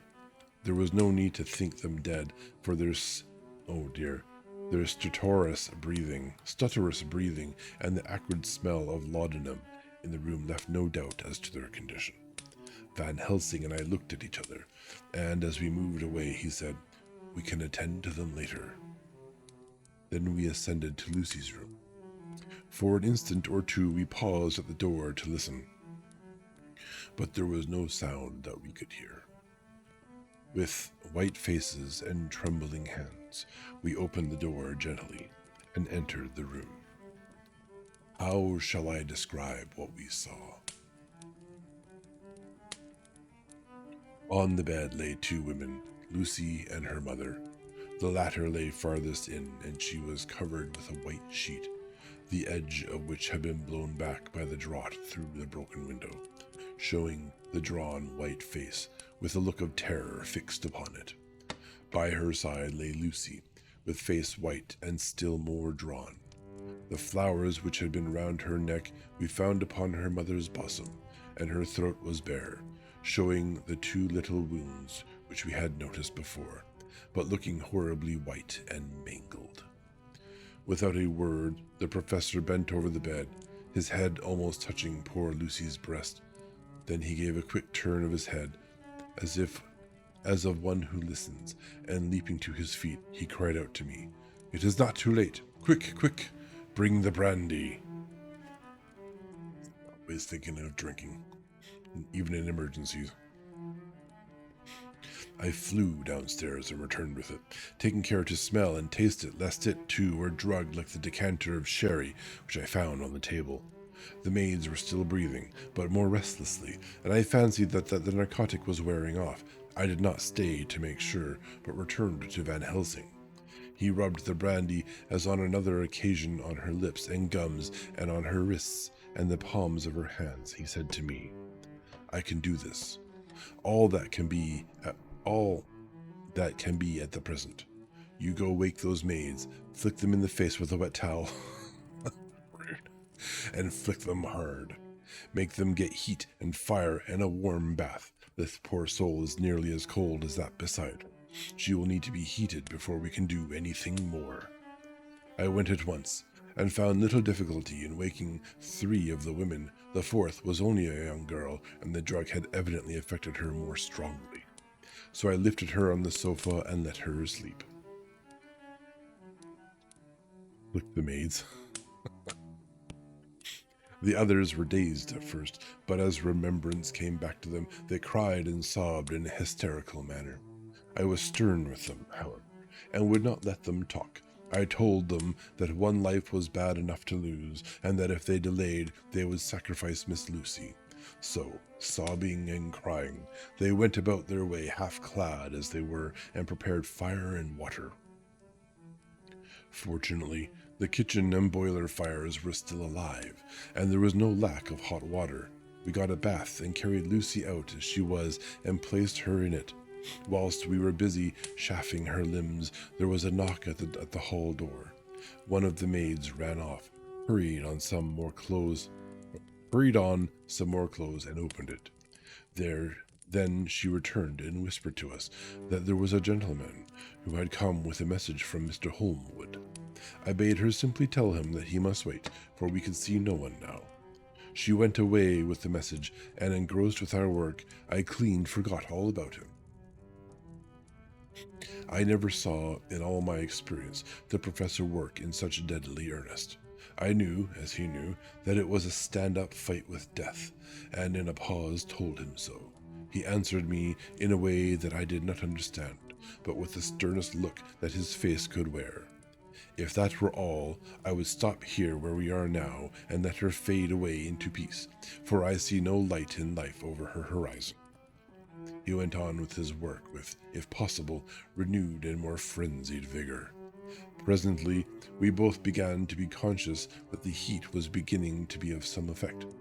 Lucy's heart beat a trifle more audible in the stethoscope, and her lungs had a perceptible movement. Van Helsing's face almost beamed, and as we lifted her from the bath and rolled her in a hot sheet to dry her, he said to me, "The first gain is ours. Check to the king."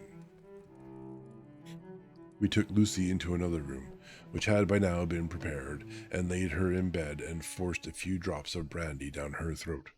I noticed that Van Helsing tied a soft silk handkerchief round her throat. She was still unconscious, and was quite as bad as, if not worse than, we had ever seen her. It's bad, because I'm pretty sure you've seen her on the precipice of death.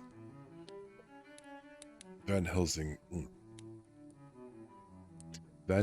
called in one of the women and told her to stay with her and not to take her eyes off her until we returned, and then beckoned me out of the room.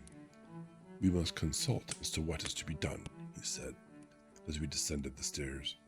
In the hall, he opened the dining room door, and we passed in. He closed the door carefully behind him.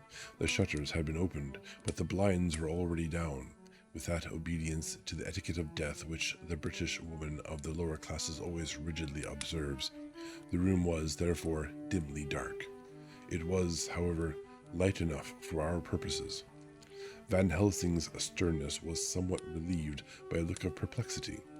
He was evidently torturing his mind about something, so I waited for an instant, and he spoke. "What are we to do now? Where are we to turn for help? We must have another transfusion of blood, and that soon, or that poor girl's life won't be worth an hour's purchase. You are exhausted already. I am exhausted too. I fear to trust those women, even if they would have courage to submit. What are we to do for someone who will open his veins for her?" Just give the maids more alcohol. That seems like a good solution to me. "What's the matter with me anyhow?" The voice came from the sofa across the room, and its tones brought relief and joy to my heart, for they were those of Quincy Morris. Van Helsing started angrily at the first sound, but his face softened and a glad look came to his eyes as I cried out, "Quincy Morris," and rushed towards him with outstretched hands. "What brought you here?" I cried as our hands met. "I guess art is the cause." He handed me a telegram. "Have not heard from Seward for 3 days, and am terribly anxious. Cannot leave. Father is still in same condition. Send me word on how Lucy is. Do not delay. Holmwood." was the telegram, evidently. I think I came just in time, just in the nick of time. You know you have only to tell me what to do. Van Helsing strode forward and took his hand, looking him straight in the eyes as he said, "A brave man's blood is the best thing on this earth when a woman is in trouble. You're a man and no mistake. Well, the devil may work against us for all he's worth, but God sends us men when we want them." Once again we went through that ghastly operation. I have not the heart to go through with the details. Lucy had got a terrible shock, and it told on her more than before. For though plenty of blood went into her veins, her body did not respond to the treatment as well as on the other occasions. Her struggle back into life was something frightful to see and hear. However, the action of both heart and lungs improved, and Van Helsing made a subcutaneous injection of morphia, as before, and with good effect. Her faint became a profound slumber. The professor watched while I went downstairs with Quincy Morris, and sent one of the maids to pay off one of the cabmen who were waiting. I left Quincy laying down after having a glass of wine, and told the cook to get ready a good breakfast. Then a thought struck me, and I went back to the room where Lucy now was. When I came softly in, I found Van Helsing with a sheet or two of notepaper in his hand.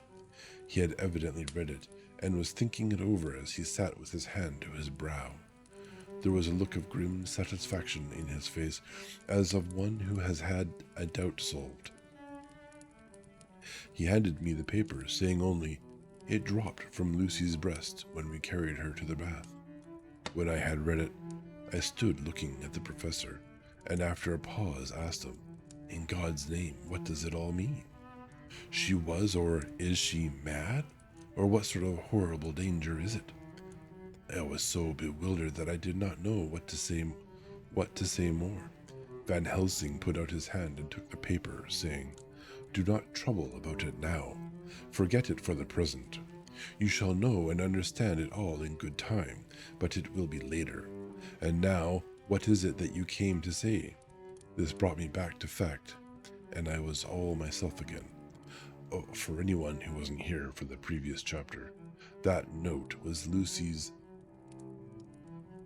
summary of what happened the night before she sort of passed out, and I guess subsequently was assaulted.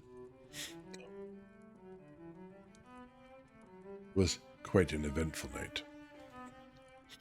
I came to speak about the certificate of death. If we do not act properly and wisely, there may be an inquest, and that paper would have to be produced.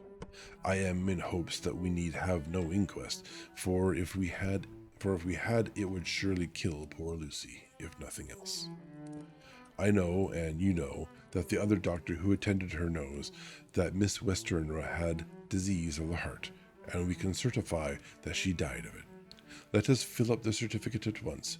I shall take it myself to the registrar and go on to the undertaker. Good. My friend John, well thought of. Truly, Miss Lucy, if she be sad in the foes that beset her, is at least happy in the friends that love her. 1, 2, 3, all open their veins for her, besides one old man. Ah, yes, I know, friend John, I am not blind. I love you all the more for it. Now go. In the hall, I met Quincy Morris, with a telegram for Arthur telling him that Miss Westenra was dead, that Lucy also had been ill, but was now going on better, and that Van Helsing and I were with her. I told him where I was going, and he hurried me out, but as I was going, said, "When you come back, Jack, may I have 2 words with you all to ourselves?" I nodded in reply and went out. I found no difficulty about the registration, and arranged with the local undertaker to come in the evening to measure for the coffin and to make arrangements. It's good being a doctor, I guess. When I got back, Quincy was waiting for me. I told him I would see him as soon as I knew about Lucy, and went up to her room. She was still sleeping, and the professor seemingly had not moved from his seat at her side. From his putting his finger to his lips, I gathered that he expected her to wake before long, and was afraid of forestalling nature.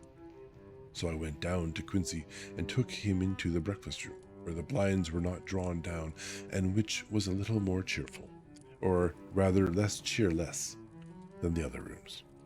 When we were alone, he said to me, "Jack Seward, I don't want to shove myself in anywhere where I have no right to be, but this is no ordinary case. You know I loved that girl and wanted to marry her, but although that's all past and gone, I can't help feeling anxious about her all the same. What is it that's wrong with her? The Dutchman, and a fine old fellow he is, I can see that, said that time you two came into the room, that you must have another transfusion of blood, and that both of you and he were exhausted. Now I know well that you medicine men speak in camera, and that a man must not expect to know what they consult about in private, but this is no common matter, and whatever it is, I have done my part. Is that not so?" "That's so, that's right, that's so," I said, and he went on. "I take it that both you and Van Helsing had done already what I did today. Is not that so?" "That's so. And I guess Art was in it too. When I saw him 4 days ago down at his own place, he looked queer. I have not seen anything pulled down so quick since I was on the pampas and had a mare that I was fond of go to grass all in a night. One of those big bats that they call vampires had got at her in the night. And what with his gorge and the vein left open, there wasn't enough blood in her to let her stand up, and I had to put a bullet through her as she lay. Jack, if you may tell me without betraying confidence, Arthur was the first. Is not that so?"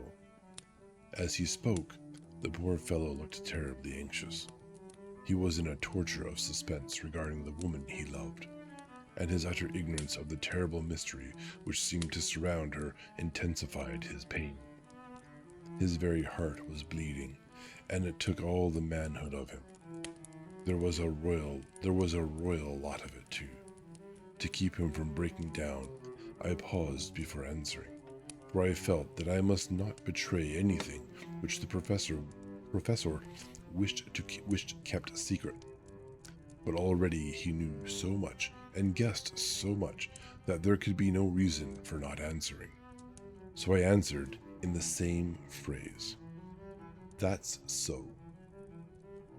He said that like 3 times. At least stop compounding the word.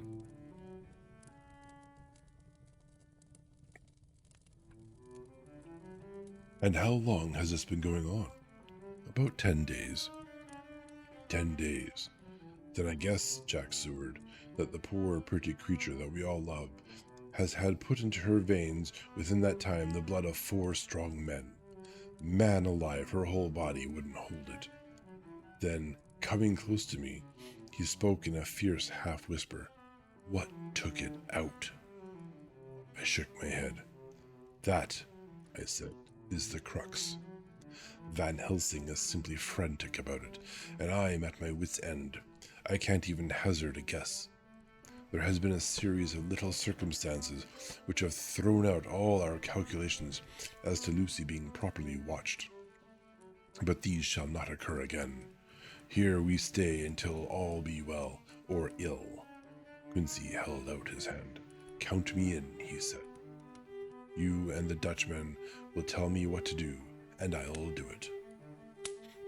When she woke late in the afternoon, Lucy's first movement was to feel in her breast, and to my surprise, produced the paper which Van Helsing had given me to read. The careful professor had replaced it where it had come from, lest on waking she should be alarmed. Her eye then lit on Van Helsing and on me too, and gladdened. Then she looked around the room, and, seeing where she was, shuddered. She gave a loud cry, and put her poor thin hands before her pale face. We both understood what that meant. That she had realized to the full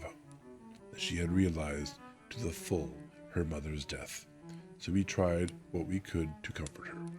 Doubtless sympathy eased her somewhat, but she was very low in thought and spirit and blood, and wept silently and weakly for a long time. We told her that either or both of us would now remain with her all the time, and that seemed to comfort her. Towards dusk, she fell into a doze. Here, a very odd thing occurred. Whilst she slept, she took the paper from her breast and tore it in two. Van Helsing stepped over and took the pieces from her, all the same. However, she went on with the action of tearing, as though the material were still in her hands. Finally, she lifted her hands and opened them as though scattering the fragments. Van Helsing seemed surprised, and his brows gathered as if in thought, but he said nothing. 19 September. All last night she slept fitfully. Excuse me. Being always afraid to sleep, and something weaker when she woke from it. The professor and I took it in turns to watch, and we never left her for a moment unattended. Quincy Morris said nothing about his intention, but I knew that all night long he patrolled round and round the house. When the day came, its searching light showed the ravages in poor Lucy's strength. She was hardly able to turn her head, and the little nourishment which she could take seemed to do her no good. At times she slept, and both Van Helsing and I noticed the difference in her. Between sleeping and waking. She used to sleepwalk a lot. Whilst asleep, she looked stronger, although more haggard, and her breathing was softer. Her open mouth showed the pale gums drawn back from the teeth, which thus looked positively longer and sharper than usual. When she woke, the softness of her eyes evidently changed the expression, for she looked her own self, although a dying one. In the afternoon, she asked for Arthur, and we telegraphed for him. Quincy went off to meet him at the station.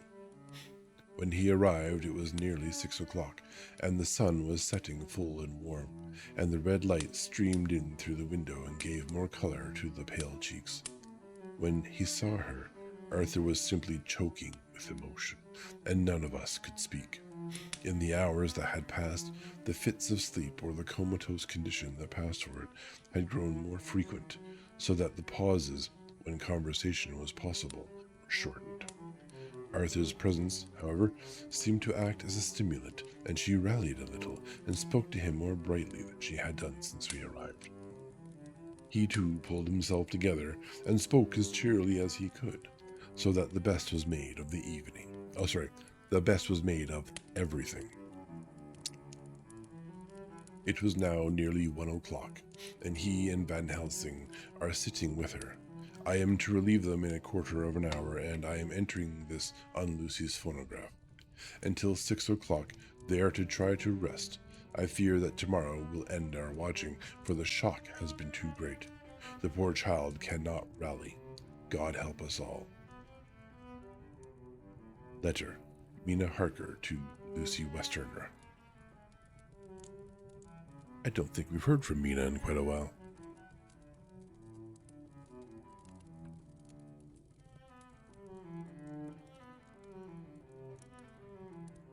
Oh, this was unopened by her. Oh, so it was opened by someone else. 17 September. My dearest Lucy, it seems an age since I heard from you, or indeed since I wrote. You will pardon me, I know, for all my faults when you have read all my budget of news. Well, I got my husband back all right. When we arrived at Executor, there was a carriage waiting for us, and in it, though he had an attack of gout, Mr. Hawkins. He took us to his house, where there were rooms for us all nice and comfortable, and we dined together. After dinner, Mr. Hawkins said, "My dears, I want to drink your health and prosperity, and may every blessing attend you both. I know you both from children, and have, with love and pride, seen you grow up. Now I want you to make your home here with me. I have left to me neither chick nor child, all are gone, and in my will I have left you everything. I cried, Lucy dear, as Jonathan and the old man clasped hands. Our evening was a very, very happy one. So here we are, installed in this beautiful old house, and from both my bedroom and the drawing room I can see the great elms of the cathedral close, with their great black stems standing out against the old yellow stone of the cathedral, and I can hear the rooks overhead cawing and chattering and gossiping all day. After the manner of rooks and humans, I am busy. Oh, sorry, that's there was a full stop there, or a period.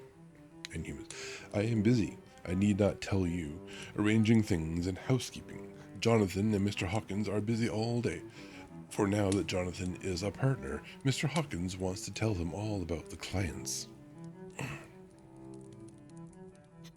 How is your dear mother getting on? I wish I could run up to town for a day or two to see you, dear, but I dare not go yet. With so much on my shoulders, and Jonathan wants looking after still. And Jonathan wants looking after still. He is beginning to put some flesh on his bones again, but he was terribly weakened by the long illness. Even now he sometimes starts out of his sleep in a sudden way and awakes all trembling, until I can coax him back to his usual placidity. However, thank God, these occasions grow less frequent as the days go on, and they will in time pass away altogether, I trust. And now, I have told you my news. Let me ask yours. Where are you to be married? When are you to be married, and where? And who is to perform the ceremony? And what are you to wear? And is it to be a public or a private wedding? Tell me all about it, dear. Tell me all about everything, for there is nothing which interests you which will not be dear to me. Jonathan asked me to send his respectful duty, but I do not think that is good enough. From the junior partner of the important firm, Hawkins and Harker. And so, as you love me, and he loves me, and I love you with all the moods and tenses of the verb, I send you simply his love instead. Goodbye, my dearest Lucy, and all blessings on you. Yours, Mina Harker. Only she knew. Report from Patrick Hennessy, MD, MRCS, LKQCPI. I'm not even joking. That's all in there. Etc., etc., to John Seward, MD. 20 September.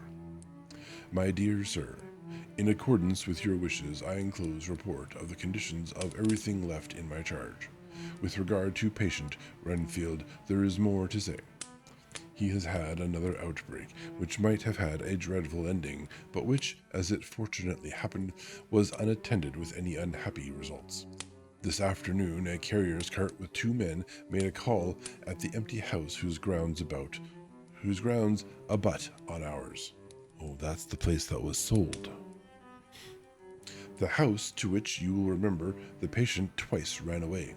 The men stopped at our gate to ask the porter their way, as they were strangers. I was myself looking out of the study window, having a smoke after dinner, and saw one of them come up to the house. As he passed the window of Renfield's room, the patient began to rate him from within, and called him all the foul names he could lay his tongue to.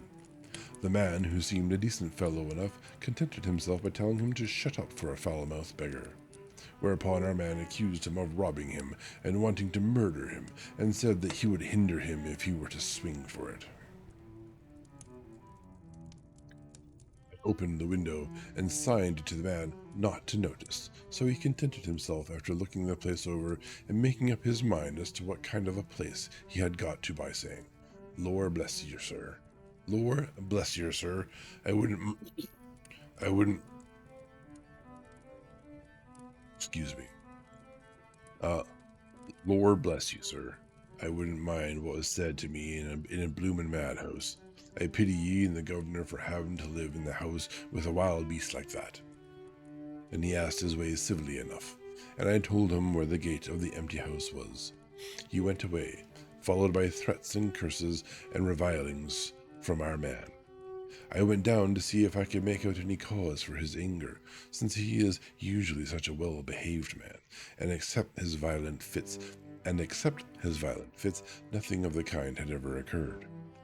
I found him, to my astonishment, quite composed and most genial in his manner. I tried to get him to talk of the incident, but he blankly asked me questions as to what I meant, and led me to believe that he was completely oblivious of the affair. It was, I am sorry to say, however, only another instance of his cunning, for within half an hour I heard of him again. This time he had broken out through the window of his room and was running down the avenue. I called to the attendants to follow me and ran after him, for I feared he was intent on some mischief. My fear was justified when I saw the same cart which had passed before coming down the road, having on it some great wooden boxes. The men were wiping their foreheads and were flushed in the face, as if with a violent exercise. Before I could get up to him, the patient rushed at them, and pulling one of them off the cart, began to knock his head against the ground. If I had not seized him just at the moment, I believe he would have killed the man then and there. Or there and then. The other fellow jumped down and struck him over the head with the butt end of his heavy whip. It was a terrible blow, but he did not seem to mind it, but seized him also and struggled with the three of us, pulling us to and fro as if we were kittens. You know I am no lightweight, and the others were both burly men. At first he was silent in his fighting, but as we began to master him, and the attendants were putting a straight waistcoat on him, he began to shout, "I'll frustrate them. They shan't rob me. They shan't murder me by inches. I'll fight for my lord and master," and all sorts of similar incoherent ravings.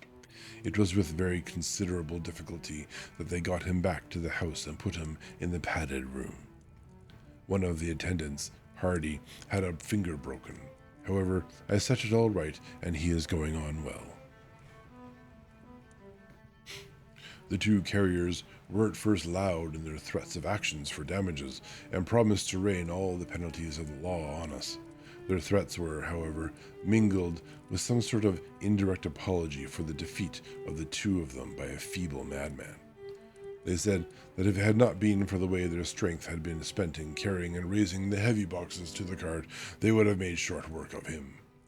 They gave us another reason for their defeat, the extraordinary state of drought to which they had been reduced by the dusty nature of their occupation and the reprehensible distance from the scene of their labors of any place of public entertainment. I quite understood their drift, and after a stiff glass of grog, or rather more of the same, and with each a sovereign in hand, they made light of the attack, and swore they would encounter a worse madman any day for the pleasure of meeting so bloomin' good a bloke as your correspondent. I took their names and addresses in case they might be needed. They are as follows: Jack Smollett of Dudding's Rents, King George's Road, Great Walworth, and Thomas Snelling, Peter Farley's Row, Guide Court, Bethnal Green. They are both in the employment of Harris and Sons, Moving and Shipping Company, Orange Masters Yard, Soho. I shall report to you any matter of interest occurring here, and shall wire you at once if there is anything of importance. Believe me, dear sir, yours faithfully, Patrick Hennessy. Letter Mina Harker to Lucy Westerna, unopened by her. 18 September. My dearest Lucy, such a sad blow has befallen us. Mr. Hawkins has died very suddenly. Some may not think it so sad for us, but we had both come to so love him that it really seems as though we had lost a father. I never knew either father or mother, so that the dear old man's death is a real blow to me. Jonathan is greatly distressed. It is not only that he feels sorrow, deep sorrow, for the dear, good man who has befriended him all his life, and now at the end has treated him like his own son, and left him a fortune which to people of our modest upbringing is wealth beyond the dream of avarice. But Jonathan feels it on another account. He says the amount of responsibility which it puts upon him makes him nervous. He begins to doubt himself. I try to cheer him up, and my belief in him helps him to have a belief in himself. But it is here that the grave shock that he experienced tells upon him the most. Oh, it is too hard that a sweet, simple, noble, strong nature such as his, a nature which enabled him, by our dear good friend's aid, to rise from clerk to master in a few years, should be so injured that the very essence of its strength is gone. Forgive me, dear, if I worry you with my troubles in the midst of your own happiness, but Lucy, dear, I must tell someone, for the strain of keeping up a brave and cheerful appearance to Jonathan tries me, and I have no one here that I can confide in. I dread coming up to London, as we must do the day after tomorrow, for poor Mr. Hawkins left in his will that he was to be buried in the grave with his father. As there are no relations at all, Jonathan will have to be the chief mourner. I shall try to run over to see you, dearest, if only for a few minutes. Forgive me for troubling you. With all blessings, your loving Mina Harker. She has no idea.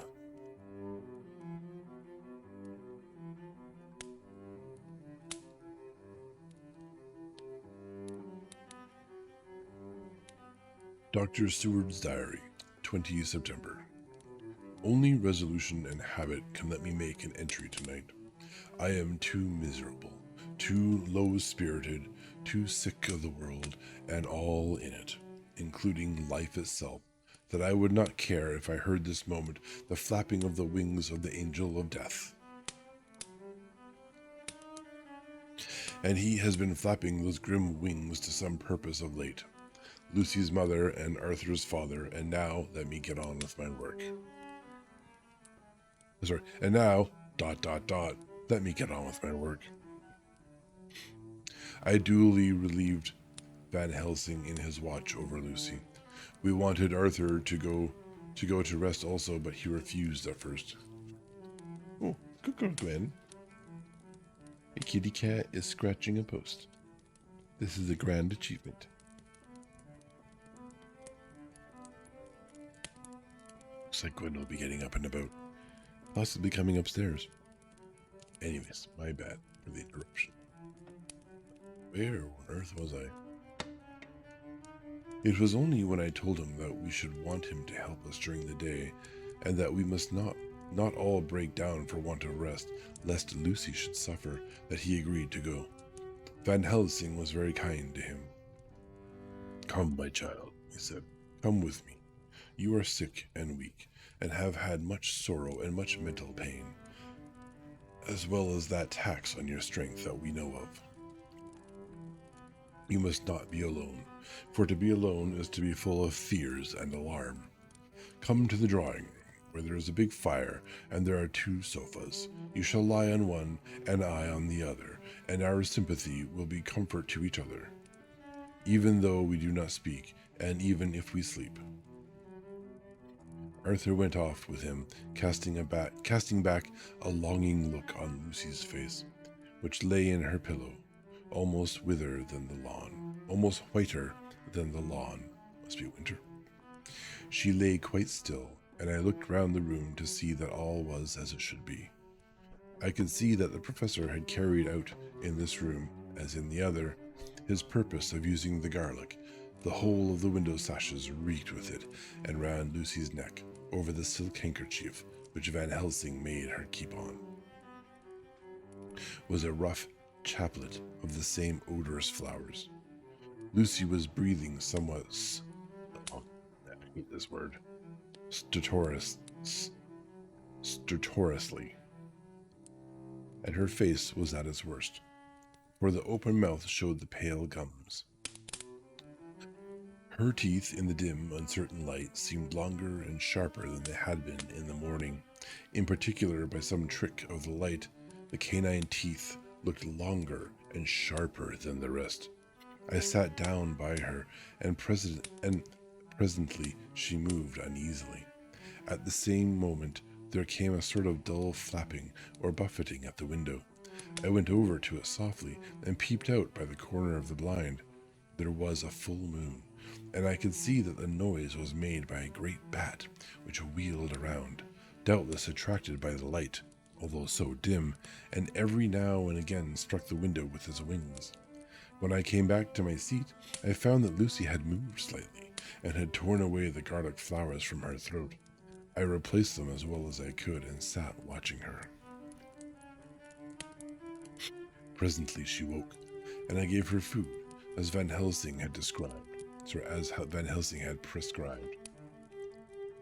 She took but a little, and that languidly. There did not seem to be with her now. Sorry, I must be getting to the limit of my reading voice. She took but a little, and that languidly. There did not seem to be with her now the unconscious struggle for life and strength that had hitherto so marked her illness.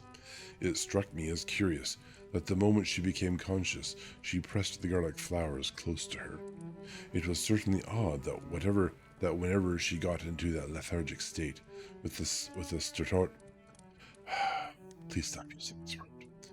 With a funky breathing, she put the flowers from her, but that when she waked, she clutched them close. There was no possibility of making any mistake about this, for in the long hours that followed, she had many spells of sleeping and waking, and repeated both actions many times. At 6 o'clock, wolves can swim up to 8. Oh, that's a wolf effect. Oh, Glenn, I thought you said that. You and Ceribot are both the same color.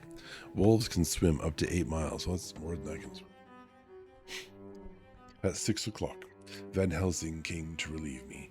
Arthur had then fallen into a doze, and he mercifully let him sleep on. When he saw Lucy's face, I could hear the sizing indraw of his breath. The sissing indraw of his breath, I guess. And he said to me in a sharp whisper, "Draw up the blind. I want light." Then he bent down and, with his face almost touching Lucy's, examined her carefully. He removed the flowers and lifted the silk handkerchief from her throat. As he did so, he started back, and I could hear his ejaculation. It literally says that. Ads will be starting in 1 minute. We will see about that. We will see about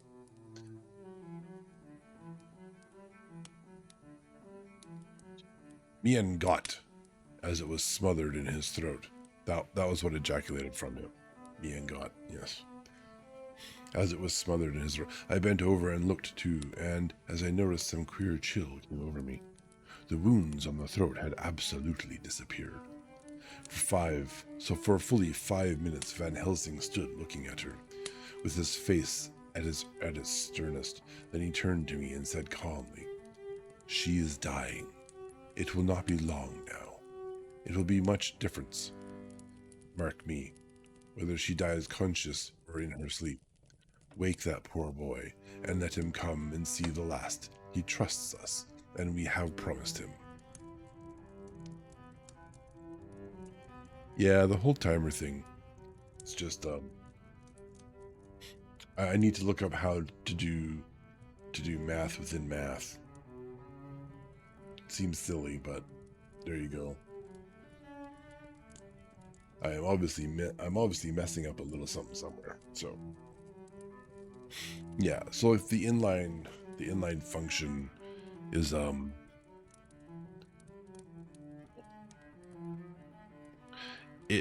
you have to summon a math command, and I suspect that inline math function only takes two values and then performs an operation on them.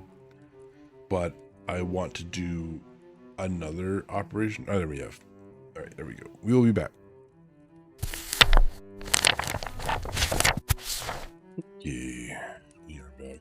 I noticed that what I tried to do was actually done in the wrong spot, and I have to set the value somewhere else. So I'll do that some other time. There are a lot of values and things thrown all about the place. So that's the thing. That said, Let us continue, see how far we have to go. Don't think we should be much longer here. Right, they promised to go collect Arthur, I believe. I went to the dining room and waked him. He was dazed for a moment, but when he saw the sunlight streaming in through the edges of the shutters, he thought he was late, and expressed his fear. I assured him that Lucy was still asleep, but told him as gently as I could that both Van Helsing and I feared that the end was near. He covered his face with his hands and slid down on his knees by the sofa, where he remained, perhaps a minute, with his head buried, praying, whilst his shoulders shook with grief. I took him by the hand and raised him up. Come, I said, my dear old fellow, summon all your fortitude. It will be best and easiest for. When we came into Lucy's room, I could see that Van Helsing had, with his usual forethought, been putting matters straight and making everything look as pleasing as possible. He had even brushed Lucy's hair so that it lay on the pillow in its usual sunny ripples. When we came into the room, she opened her eyes and, seeing him, whispered softly, Arthur, oh my love, I am so glad you have come. He was stooping to kiss her when Van Helsing motioned him back. No, he whispered, not yet. Hold her hand, it will comfort her more.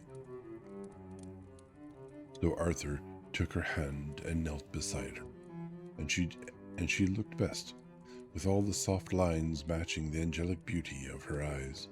Then, gradually, her eyes closed, and she sank to sleep. For a little bit, her breast heaved softly, and her breath came and went like a tired child's. And then, insensibly, there came a strange change which I had noticed in the night. Her breathing grew stertorous, funky. The mouth opened, and the pale gums drawn back made the teeth look longer and sharper than ever. In a sort of sleep-waking, vague, unconscious way, she opened her eyes, which were now dull and hard at once, and said in a soft, voluptuous voice, such as I had never heard from her lips, Arthur, oh my love, I am so glad you have come. Kiss me. Arthur bent eagerly over to kiss her, but at that instant, Van Helsing, who, like me, had been startled by her voice, swooped upon him, and catching him by the neck with both hands, dragged him back with a fury of strength which I had never thought he could have possessed, and actually hurled him almost across the room. Not for your life, he said. Not for your living soul and hers. And he stood between them like a lion at bay. Arthur was so taken aback that he did not for a moment know what to do or say, and before any impulse of violence could seize him, he realized the place and the occasion, and stood silent, waiting.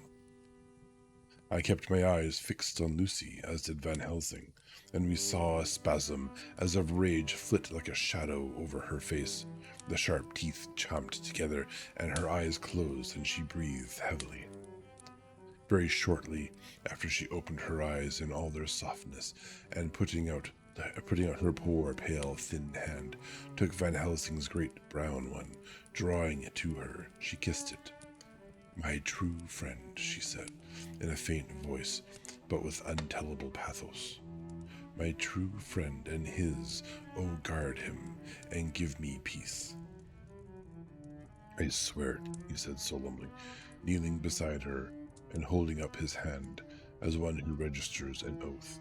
Then he turned to Arthur and said to him, Come, my child, take her hand in yours and kiss her on the forehead, and only once. Their eyes met instead of their lips, and so they parted. Lucy's eyes closed, and Van Helsing, who had been watching closely, took Arthur's arm and drew him away.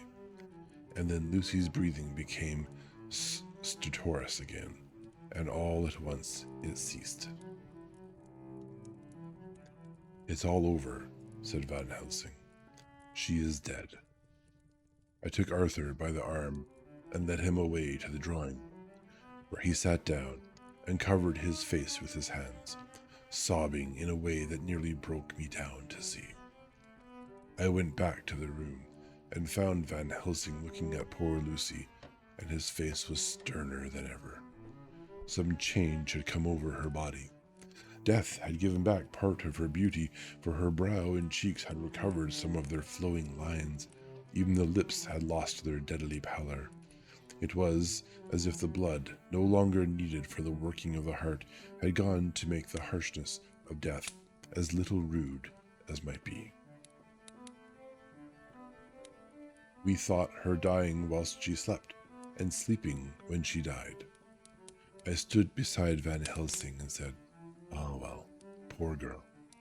There is peace for her at last. It is the end."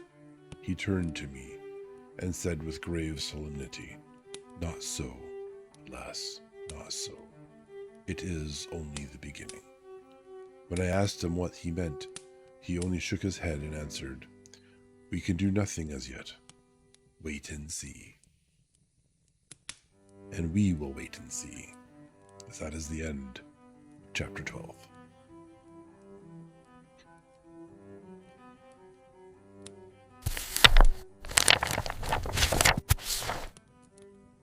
Well, great times, exciting. Yeah, it's a nice stopping place. Lucy has died. Despite everyone's best efforts, a few mistakes here and there has let the demon slip between the guardrails, so to speak, and take her life. What an interesting set of behaviors for like vampire lore, right? All the different ways that a vampire has to, like, he's obviously, at least from what I can tell, to be fair, I have not read this before, so I'm speculating as much as anyone. It seems he obviously was trying to turn Lucy into one of his spawn, one of his vampire spawn, which is very common in many of the vampire lores and stories that we hear. But in this case, it seems this is very, well, you know what? This would be a decent D&D module or part of a campaign, right? There is a period of time and where the big scary monster or the vampire has been assaulting the victim, and they have to do it multiple times over a period of days or weeks, perhaps maybe like 2 weeks in this case, something like that, and then the adventurers, like, this isn't even combat, this isn't even a fight, this is skill checks, right? They failed their perception checks, they failed, they got all their medicine checks done, but they weren't able to stay awake, they weren't able to manage their schedules.